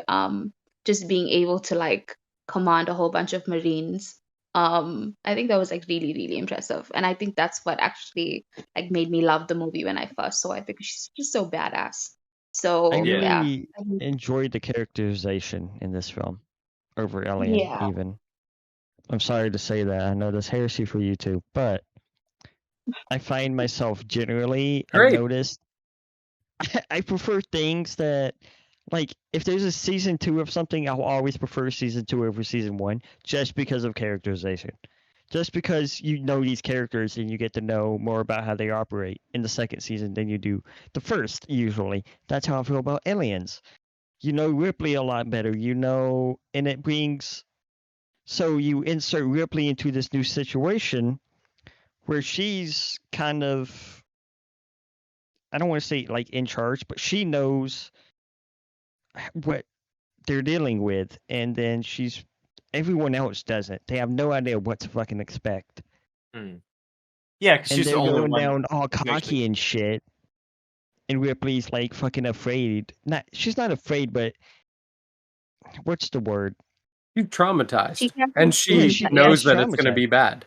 Yeah. Yeah, she's like, She's just- fuck, I don't want to she's do only- this, but Yeah. her hand was forced to do it, pretty much. Yeah. And like she's the only one who's actually had experience with this, who's alive, Right. which I thought was kind of interesting, because like she knows she knows the different stuff. Like she knows they have like acid blood, which is something that I didn't even really point out or in the alien discussion, but I really love that. That's something that makes aliens so cool, that they have like fucking acid blood. It's kind of... I don't know what I was going to say. It's interesting. The acid blood would pretty much be to help with digestion, I guess. I guess That makes Or sense. It's like a fly almost, because isn't that how fucking flies work? Basically, They yeah. like puke on it, and then They it describe helps it them as fucking a eat it. defense mechanism too, which it's really Like- cool. But yeah, like I in mean, It it, just makes the xenomorph that much cooler. yeah, You mean like yeah. in The Fly when Jeff Goldblum pukes on a donut? Yeah. Bomb and drop. Oh, I love The Fly. Yeah. Fly's so good. Aliens is great. It's totally like James Cameron indulging his mommy fetish because he loves making super powerful mothers who love killing people. That's like his whole career, basically. And basically, Yes. Aliens comes down to like I'm a down with mom it. battle. It's one mom fighting another mom, It is. And it's great. Get away from her, you It's bitch. two moms beating the shit out of each other. Yeah. But yeah, it's a great it's- movie. I love that final sequence too. I Oh, love so a good. lot about this movie. Yeah. Yeah, we sh- I don't really like this film as nearly as much as Alien. I have thoughts on it, but it's like I kind of want everyone who really likes it What to kind are of talk these about it thoughts? We're first. talking about it. Oh, all right. I think it takes everything that's so good about the first one and just turns it into an 80s action movie, which I think will either work for you or doesn't work for you. In my case, it just It works really for doesn't me. work for me because I think like everything that I like about the first one, the tension, the paranoia, all the everything, the small cast with like the one alien, it's just like everything about it is like completely gone in this movie. There's like, To me, it's like like the first two thing sides of that the happens, same like coin. I guess, but it's like the first death in the movie is a xenomorph. Is like it's the one that's like it's like when they find like the lady in the goo or whatever, and she's all like fucking. Yeah, technically it's the woman who gets chest I bursted. guess, but it's like the first thing. It's like there's like xenomorphs just getting shot and like splattering and they're dead. Right. It's like I don't like that. I like the xenomorph as this fucking creepy thing that's in the shadows and it's like terrifying. I like that. I don't really like it as an 80s action movie. And that's really it. Like I think it really works as an 80s action movie. If Alien didn't exist, and like this was just like James Cameron's Aliens, and it's like, Yeah, it's like I would like it way more, but it's But, like I don't. like, It's like I just think I it don't takes know, so much 80s away from action, the first one. just throwing like 80s action movie on it and disregarding it just throws out so much good characterization. True. I guess. there's The Ripley Bishop, character's really special. Like there is no other Ripley, character like her in 80s action. there's some There's great no scenes with female Newt. protagonist who's like fighting for her own motherhood because her child has died while she was asleep, and now she's like, taking this young girl on as her new daughter, and she's like fighting for that, and it's so emotional. It's so emotional. Love Yeah. You guys saw the moment director's that cut, Newt. right? Yeah, No, yeah. I'm not sure Okay, which good. cut I've seen. I haven't. I saw that. I watched the theatrical cut for both movies Oh, the because. director's cut is so much better of Aliens. It's Oh, really interesting. yeah. I Yeah, really like the theatrical. I know what you're saying about how, the character arc with Ripley and Newt. I don't like Newt at all. He's not a really great don't. actor. I couldn't He's care less. very child actory, which I mean, that's kind of like, my only issue with this movie is the acting feels less real. It feels more like stylized 80s acting. Well, it is. To me. It's an 80s action movie. It's an 80s sci-fi. It is sci-fi horror action movie, and it's really good. When it like that scene towards the end when they're when all the aliens are attacking, that's great. I love that. It's great, but it's like it's not what I want out of an Alien. Like it's not Alien. It's not that. It's just it's not. It takes that and it just turns it into an 80s action movie, which like it has character stuff, but like I said, like I don't like Newt. Like I think like I feel like she's. I mean, I don't like child actors for the most part. I think they suck. And like people just say, "Oh, they're kids," and it's like, no, it's still part of the movie. And there are good kid actors. I feel like she's actually kind of a good kid actor in parts. And then there's parts where like some of the stuff they just have her doing or saying. Amazing, but she's not bad. Yeah. I mean, her character has been ripped off so many times too and done badly. Like, if you want a bad version of Newt, look at like Jurassic Park 3, where there's this little boy who can like fool all of the dinosaurs in the park and, is running around with smoke bombs, like scaring away T-Rexes. And you're like, oh, right. This is why Newt is good, because it's not like this, It's not stupid. Yeah. Newt has so many adorable moments, though. I love how she fucking kind of takes a liking to. I don't remember the character's name. It's the fucking captain of the team, pretty much. Hicks? Yeah, she has a bit of a relationship with Hicks. Yeah. Because, like, when they're planning the situation, he, like, just casually lifts her up and doesn't, like, make a big deal out of it. And sets her on a table because he fucking knows she's wanting to see what they're doing. And she, like, wears his helmet in one scene. I don't know. It just works for me. Yeah. What were you saying, Nick? It's like their little ragtag family, Hicks, Ripley, and Newt. Like, because they, like, push the situation. Yeah. I thought it was, like, a really cool element that they added. Yeah. I'm kind of on both sides of this, because I really love this movie and I agree with everything you guys are saying. But I also kind of agree with the idea that like it makes the alien less special. Yeah. When they just like hundreds of them are getting shot. It's sort of like if Blade was the sequel to Dracula. You know what I mean? It's like you have one super scary vampire, and then in the sequel, Wesley Snipes kills 100 Draculas in the first scene. You're like, well, suddenly Dracula ain't shit. Okay, cool. It's just like it's not what I like about Alien. It's like there's so much about Alien that I really like, and it's not that. And like and I mean, I'll say this, like, not holding it against it, but too much. It's a great looking movie, but Alien is anamorphic, and the lighting is so good, and Aliens is shot 1.85, and it's a little more conventional. Yeah, but it looks really good. I wanted to mention this earlier, but it wasn't really fitting with the conversation. But there's a specific thing about the aesthetic that I noticed on this rewatch. Yeah. That is kind of, I don't know how to describe it. Okay, so basically there's a video game. It's Halo. It's Halo 2. Mm-hmm. So much of the military aesthetic in this game is so much of fucking Halo. So I'm kind of like, it's just fucking cool to see because it's like the closest. I know there's a fucking TV show coming, but I don't fucking care. It's not canon. But the aesthetic is the closest we'll get to an actual fucking Halo movie.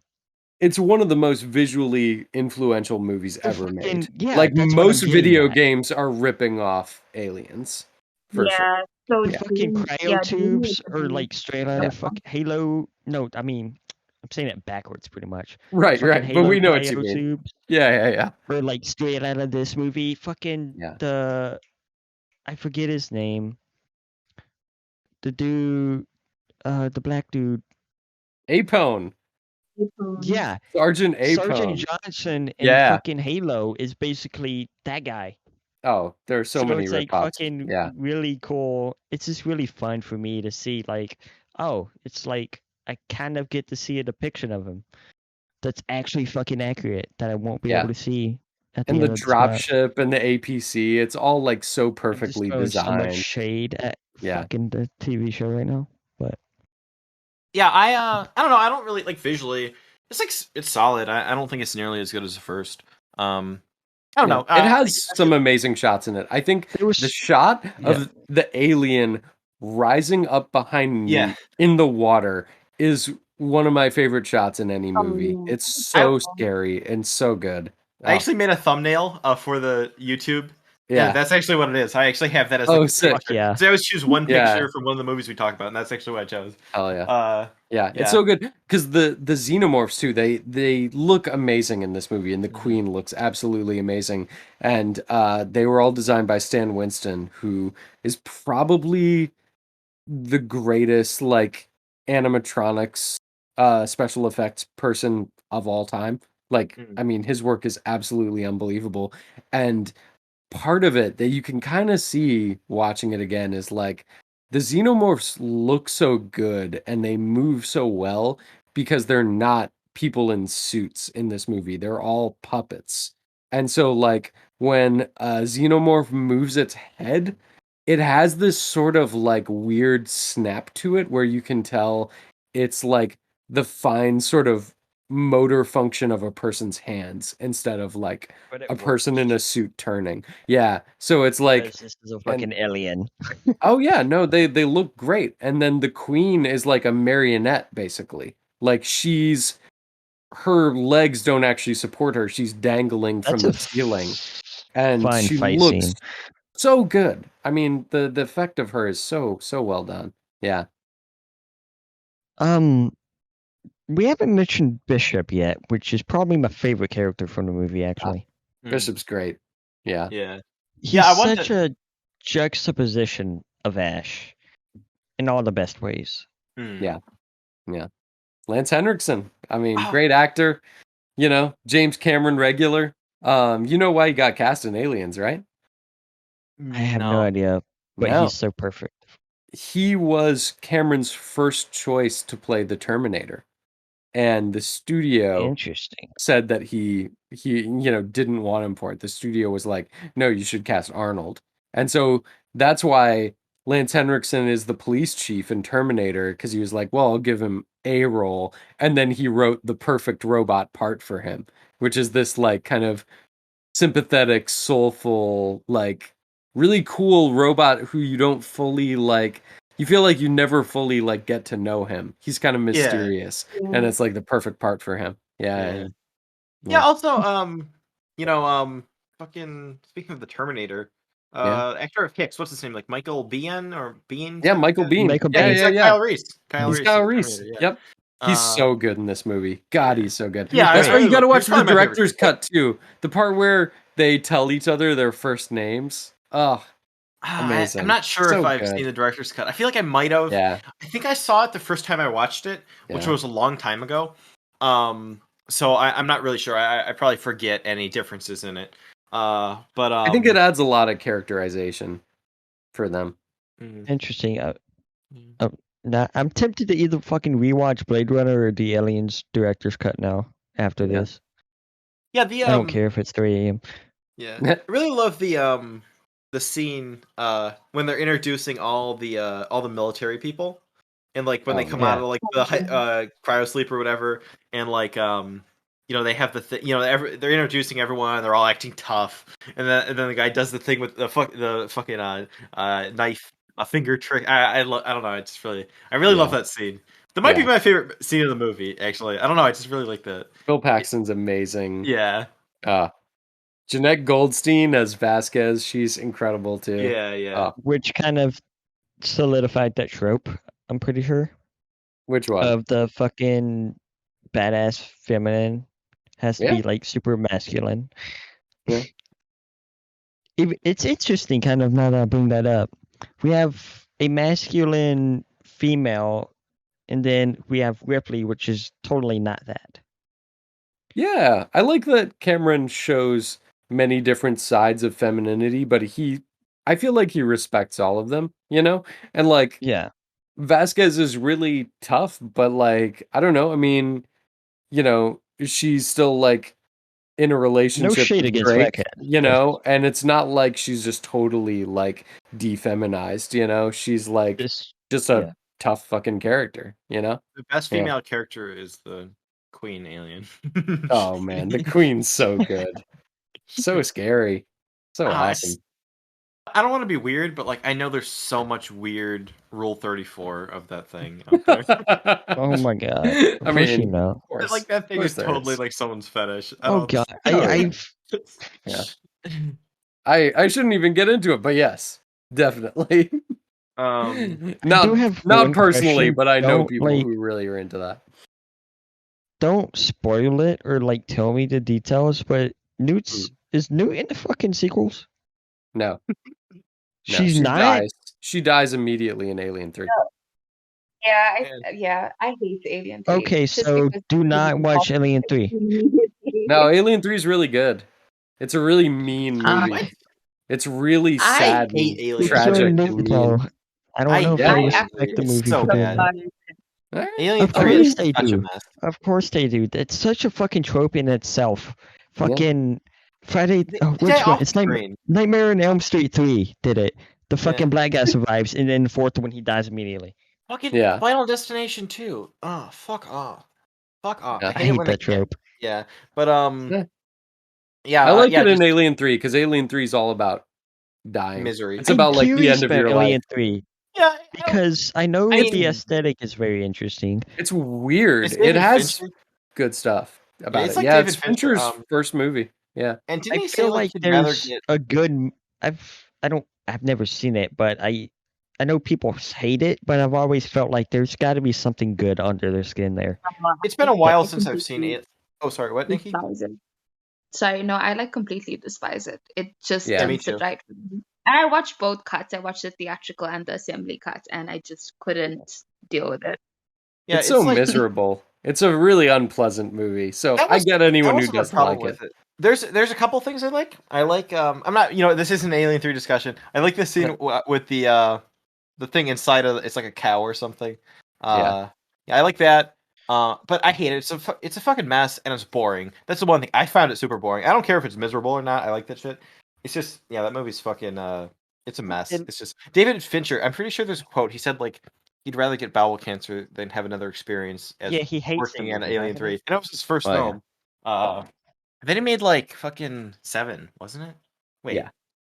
Yeah, 7 was his next movie. Imagine going from Alien 3 to 7. That's crazy. Alien 3, it was like a lot of the studio decisions that like made it suck as well. Yeah. So really Fincher's fault.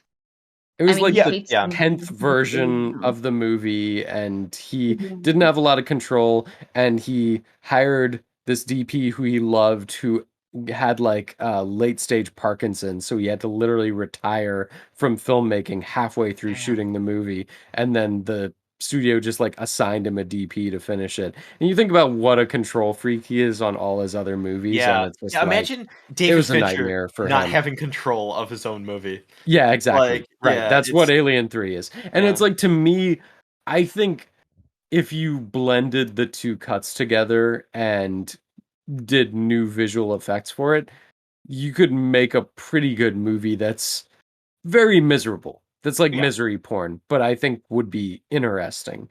And instead, it's like kind of a mess. Yeah, it's That's just it's me. definitely my least favorite Alien movie, actually. You like it less than Resurrection? Really? Resurrection's Okay, I was saving no way it's saving our thoughts on the because I want to kind of like go over and talk about all the Alien movies, but fuck it. Yeah. Alien Resurrection is super funny. It's like it's so enjoyable to watch. I mean, it's bad, but like I think it's if actually you don't like, pretty care about the movies, then it's fine. I guess. after three, it's like I don't give a shit because it's so boring. Yeah. It's like Alien Resurrection is actually very entertaining. Like it's stupid. It's kind of bad. It's from the director of like Amelie or whatever, like that movie. Like Jean-Pierre Jeunet. Yeah. I want to see literally Amelie, an alien bites the back of a guy's head, and then he pulls out a piece of his brain and looks at it and goes like, "Duh?" He has like he does like DreamWorks face, he has like a Looney Tunes reaction to seeing his own brain. There's like a part when like I'm just saying that happens in that movie. Someone has like a chest burster, and then they like grab another person and grab them and have the chest burster go through them. It's the silliest and like explode out the next dude. Yeah. It's so goofy, but like, it's really fun. Like it's fun, and it has some like really grotesque stuff. It has a fucking like hybrid. Oh, that's just so weird. The newborn looks so shitty. I God, it looks so bad. I love it at kind of spoiler, whatever. I love the end. There's a scene when with the hole in the spaceship, and it gets sucked out through the hole. Yeah, it's kind of fun. It's got its moments. It's like a fun. Like I'd rewatch it. You know, it's a good drama movie. I'd say. Yeah. Or like Alien 3 is just fucking boring and it has terrible special effects. And it's a complete mess of a movie. Like I think Alien 3 has some really good scares, and I love Ripley's death at the end of it, and I just love the miserable tone of it. You might watch them all.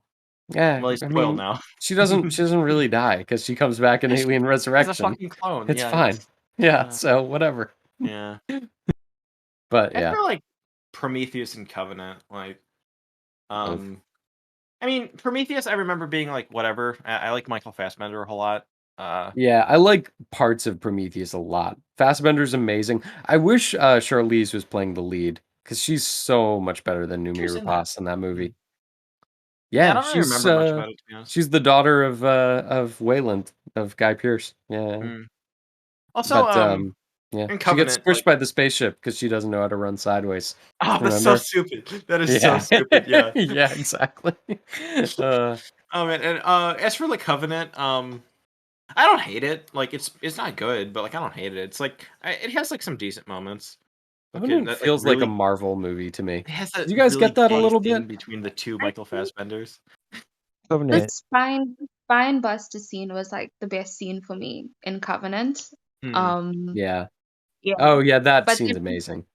Yeah. But I feel like he tried to make it too philosophical when it wasn't really supposed to be a philosophical movie. So he it was like a parallel of Ozymandias, and it just I don't know, it just wasn't working for me, like the execution. Yeah. They got away from being these like really refined, beautifully made genre movies, and they tried to be more like philosophical movies with horror elements, and it doesn't really work. They made the movies seem dumber by trying to be smarter. I feel like I really hate that they tried to they explain so much more about the xenomorphs and stuff. I don't like that. It's so much better. I mean, I think the simplest thing of the alien on the spaceship, and that's fucking terrifying. The fucking chest burster, the fucking thing on the face, all that shit, it's good. In Alien, that's great. And I think they could have just left it at that. I don't think, Aliens, I know you guys really like it, but like, I don't know. It's like, back to Aliens, it's like, it's just kind of, I don't think it needs to be an 80s action movie. I don't think it needs to be fucking Alien Resurrection. It doesn't need to be explained with like all the Prometheus stuff. Like, it doesn't need that. It's good as the simplistic, great, very well executed, sci-fi horror, which is Alien. Like, that's what I like Alien as. I don't think there's much more past that that's really that good at being. I don't know. Yeah. How do I word this? So I feel like Aliens kind of answers a lot of questions that we kind of had in the first movie, which I really loved. So in the first movie, you kind of see that they're on a commercial ship, so there's no way that they could protect themselves with weapons and stuff like that. So adding that element would be the military and having guns and stuff like that. I think it was like a good thing because you kind of see that even though they were like protected, they still were outnumbered by the aliens. And I know, like you guys said, there was like a lot of aliens, and you just see all of them like dying everywhere. But I think that was like really purposeful because um in the beginning, when you first see them go into the nest, there's not a lot of aliens, there's not a lot of xenomorphs that actually like attack them. There's like quite a few, but they get overpowered very easily with Yeah, the they get weapons and stuff ambushed. like that. Yeah. Yeah, they get and even when they try to like get into the compound to like get at the team, they get obliterated by the sentry guns. So I think them increasing their numbers to like attack them even more was actually strategical on the xenomorphs part, if that makes sense. And it kind of showed that they actually are quite intelligent. So I don't think it really took away from the effect of the actual xenomorph because you actually see that hey they can kind of like think like and like make like a I'm wording this so badly, but they can kind of like strategically plot what their next attack is. So yeah, I didn't think it took Yeah. away from them at all. Yeah. Yeah. And Yeah, like, they're Sigourney actually- is so good. Like all the performances in Aliens are really good, but she's amazing in it. And I agree that I think she, I agree with you that they really deepen her character in Aliens, and her performance is wonderful. And that's what I most take away from it, is like how much I love that character and I love what she becomes in that movie. And it's funny because it's like in the first movie, she's very obviously like in her 20s. She's this younger person. And then in Aliens, you know, several years have passed. She's in like her mid 30s, and suddenly she has a daughter. And it's hard to imagine that the character in Alien had a daughter, but it fits perfectly for where Sigourney is there in her life, and making her a mother, is such a cool thing. And then having her become a mother to Newt is like a great little, thematic building on that. But yeah. Yeah. Andy?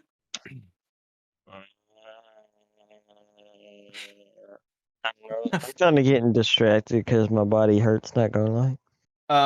Okay. Oh damn, dude. Yeah, I know what you're saying about the characterization and with Newt and everything. It's just, I think it's more of like for me, it's like I don't really care about anything that's happening in the movie because it's not really what I like about it. So I don't really care about the characters, and I don't really care about anything that's happening just because of the kind of approach it takes. I feel like that's more of just how I see it. Like, I don't think like that's bad. Like, I know what you're saying about the characters. I'm not saying like, no, objectively it's like this. Of course it's not objectively, but it's not like, yeah, I think that it should not be an action movie, so fuck this movie, it's a bad movie and you're stupid if you like it. Like, that's not what I'm saying. I'm just saying, like, to me, I really don't care. I don't really care about anything that happens in it because I feel like it really cheapens so much of what makes it good. But yeah, I don't know. Let's see. I'm gonna just scroll through my notes real quick. I don't even know if I left any notes for Aliens.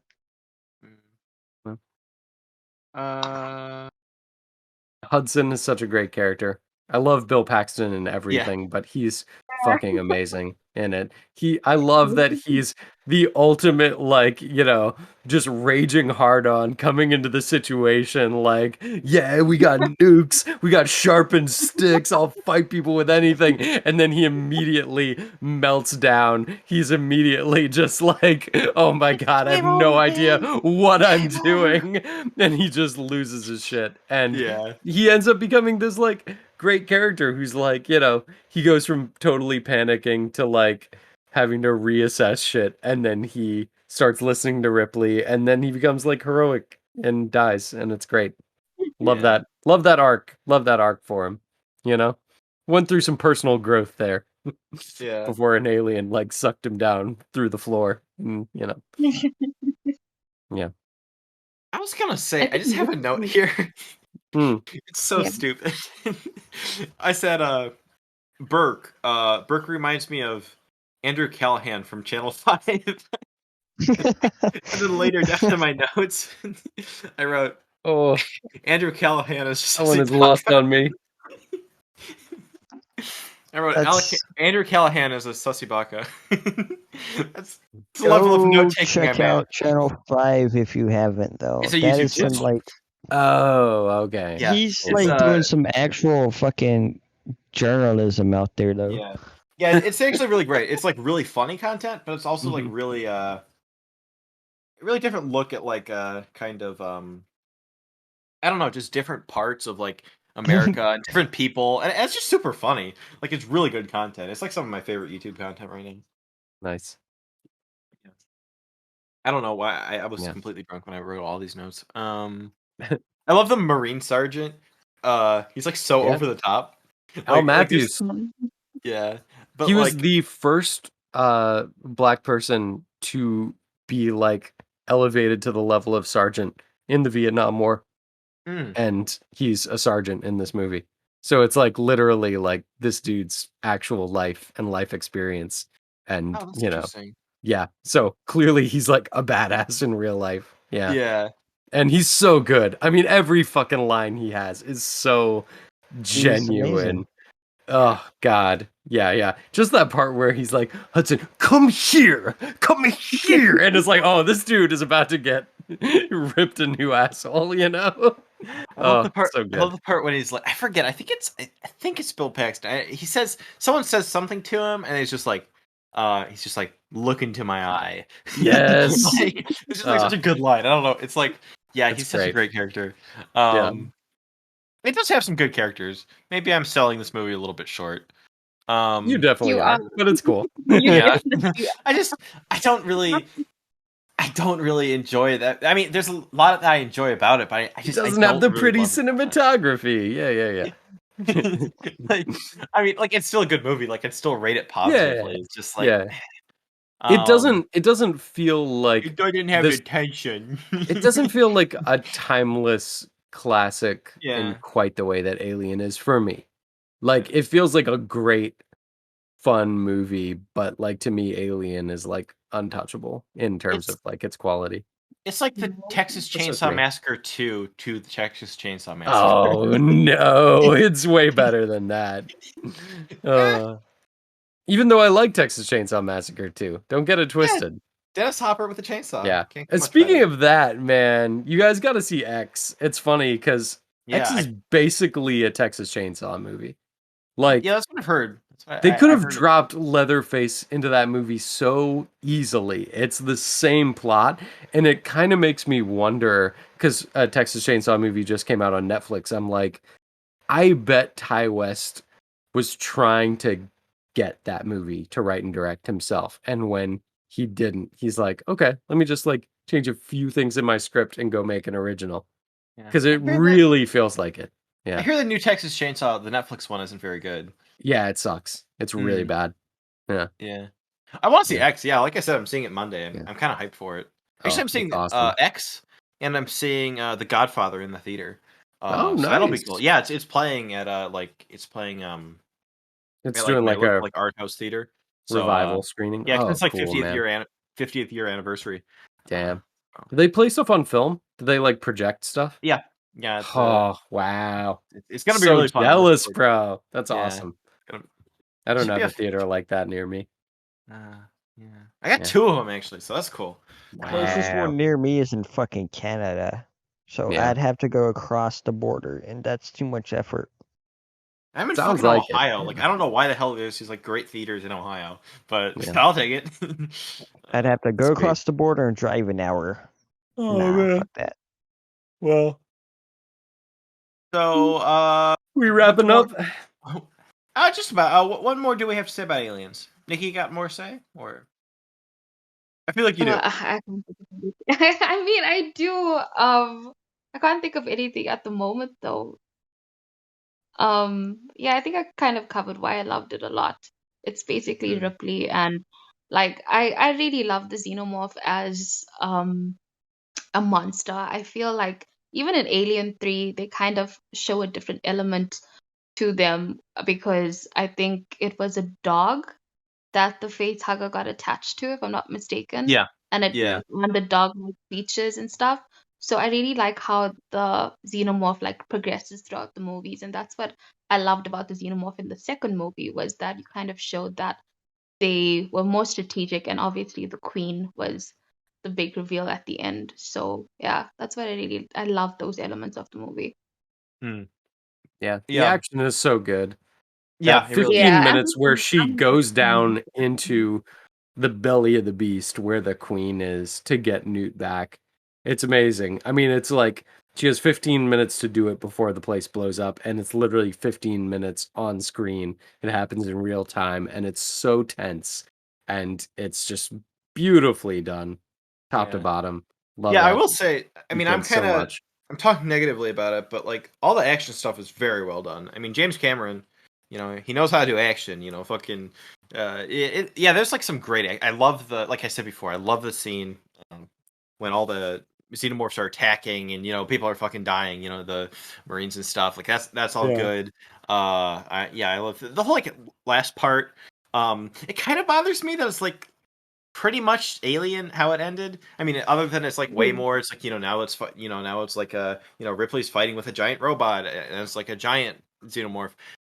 It basically ends the same. It's like it gets sucked out. She has to or like she runs around in the thing with the flamethrower looking for something and like I don't know. It's kind of basically the ending, and even it ends and they're in the things with like the fucking it like zooms in.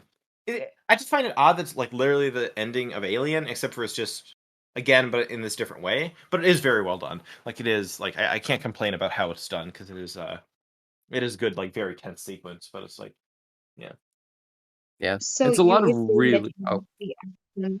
Oh, oh sorry. what? Sorry, I no, can't go hear ahead, you. You were Nick. saying you Sorry. love the action. You said you love the action, so I think I read somewhere that the cast members actually had to go like to a boot camp to like prepare for this.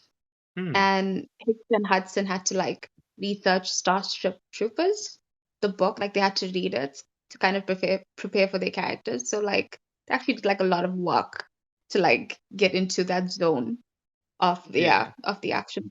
Yeah, that's a fun fact. It's interesting they chose Starship Troopers.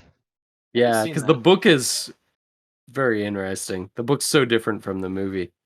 The book is very much like a fascist like piece of propaganda. And then the movie is Yeah. like a satire of fascist propaganda. Yeah. Anyway, should we give our final thoughts on on Aliens? Yeah. After 4.5 hours of Yeah. tangents. I love when Bishop is in the pipe. It's so claustrophobic. He's like crawling through that vent or pipe or whatever it is. Yeah. So. Aliens. I'll give it a solid. I forgot what I gave it on Letterboxd. I don't remember if I gave it an 8 or 9. I gave it a 9. It was the same score Okay, as I mine. give it a 9. Yeah, it was a 4.5. I'll keep that rating because I had a lot of fun with it, and I'm gonna need to see Terminator 2 because it might just win out as the best 80s action film for me personally. But Terminator 2 is from the 90s, bud. Yeah. Oh fuck, is it? Yeah. I'm a dumbass. No, you're good. I just It's always 91. It's close. associated it. It's close. It's seems like an fucking. It is. It's like it looks. Anyways, cut that out. That's embarrassing. No, you're good. You're good. Yeah. Okay. All right. I'm gonna give my rating for Aliens. All right. So usually we do the negatives, but like I already talked about all the negatives I feel towards it. Negatives. It came out in the 80s. Has action. Yes. No, I'm just fucking with you. I get it. Yeah. Like the one thing is, it's not very subtle. Like there's the part with towards the beginning where they set up the robot suit, or like the like moving. It's like they kind of already show it. And it's like, all right, so maybe it's just like showing something for later. And then it's like Ripley gets in it and it's like showing off her robot suit skills. It's like, really, I don't know. It just felt like too much of a setup. But all the aliens get blown up, and by that point you've forgotten about the robot suit. So when it comes back, it actually is a reveal again. It's so good. It is like I like the robot suit, but Yeah. I don't like Set up and pay off, the bro. sequel The to robot Alien. They suit- set it up and someone they fighting paid an it alien off. in it. I mean, it is kind of cheesy, but I love it in that cheesy way. Yeah.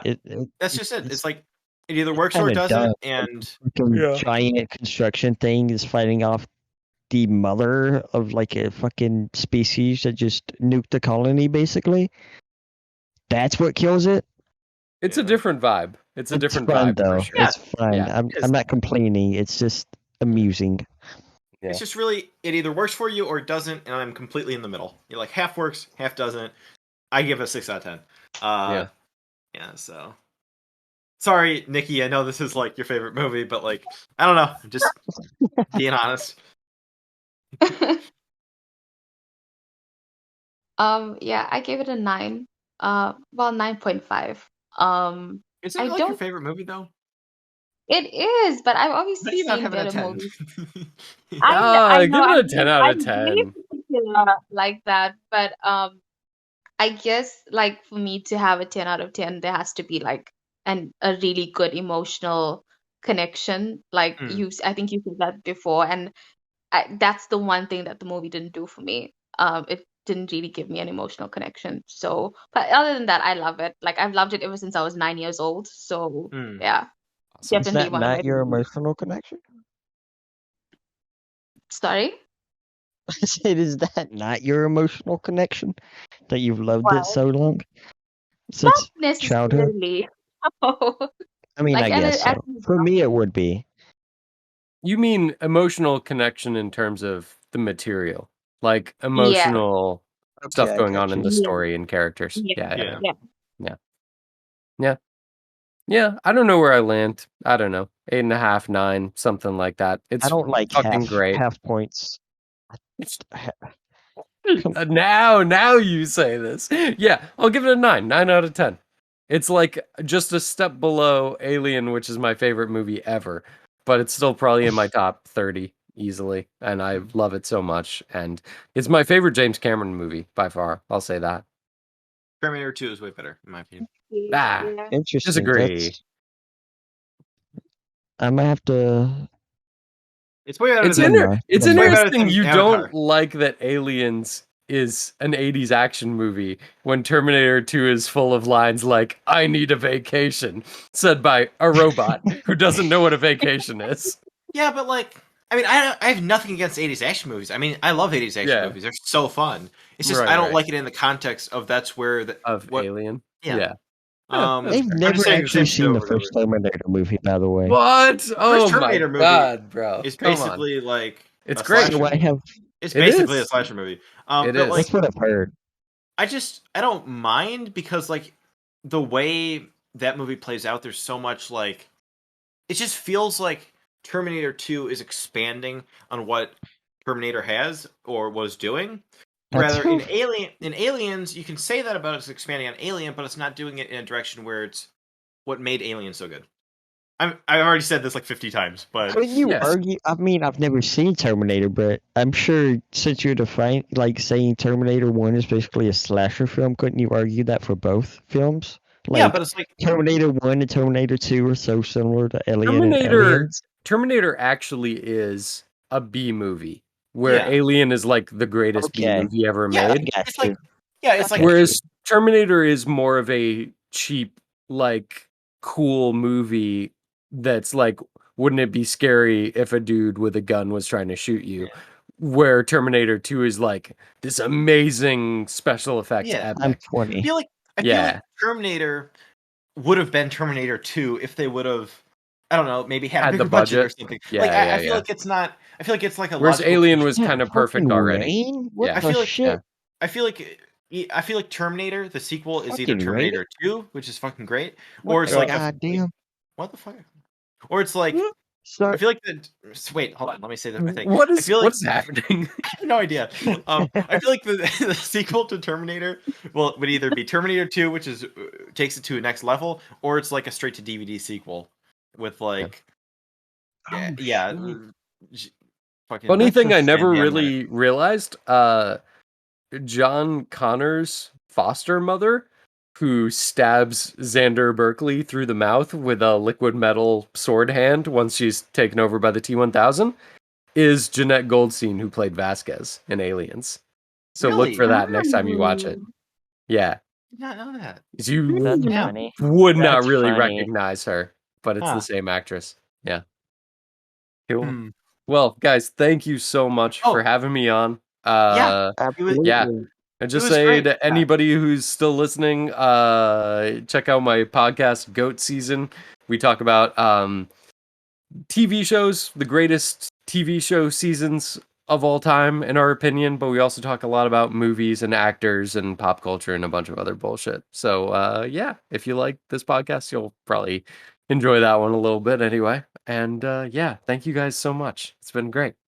Yeah, definitely check that out. And Nikki, do you have anything like social media or anything you wanna? Because I'll link whatever you want down below Sure, in the comment. you Yeah. can like link my Letterboxd, I guess. So Okay. yeah, thanks for having me as well.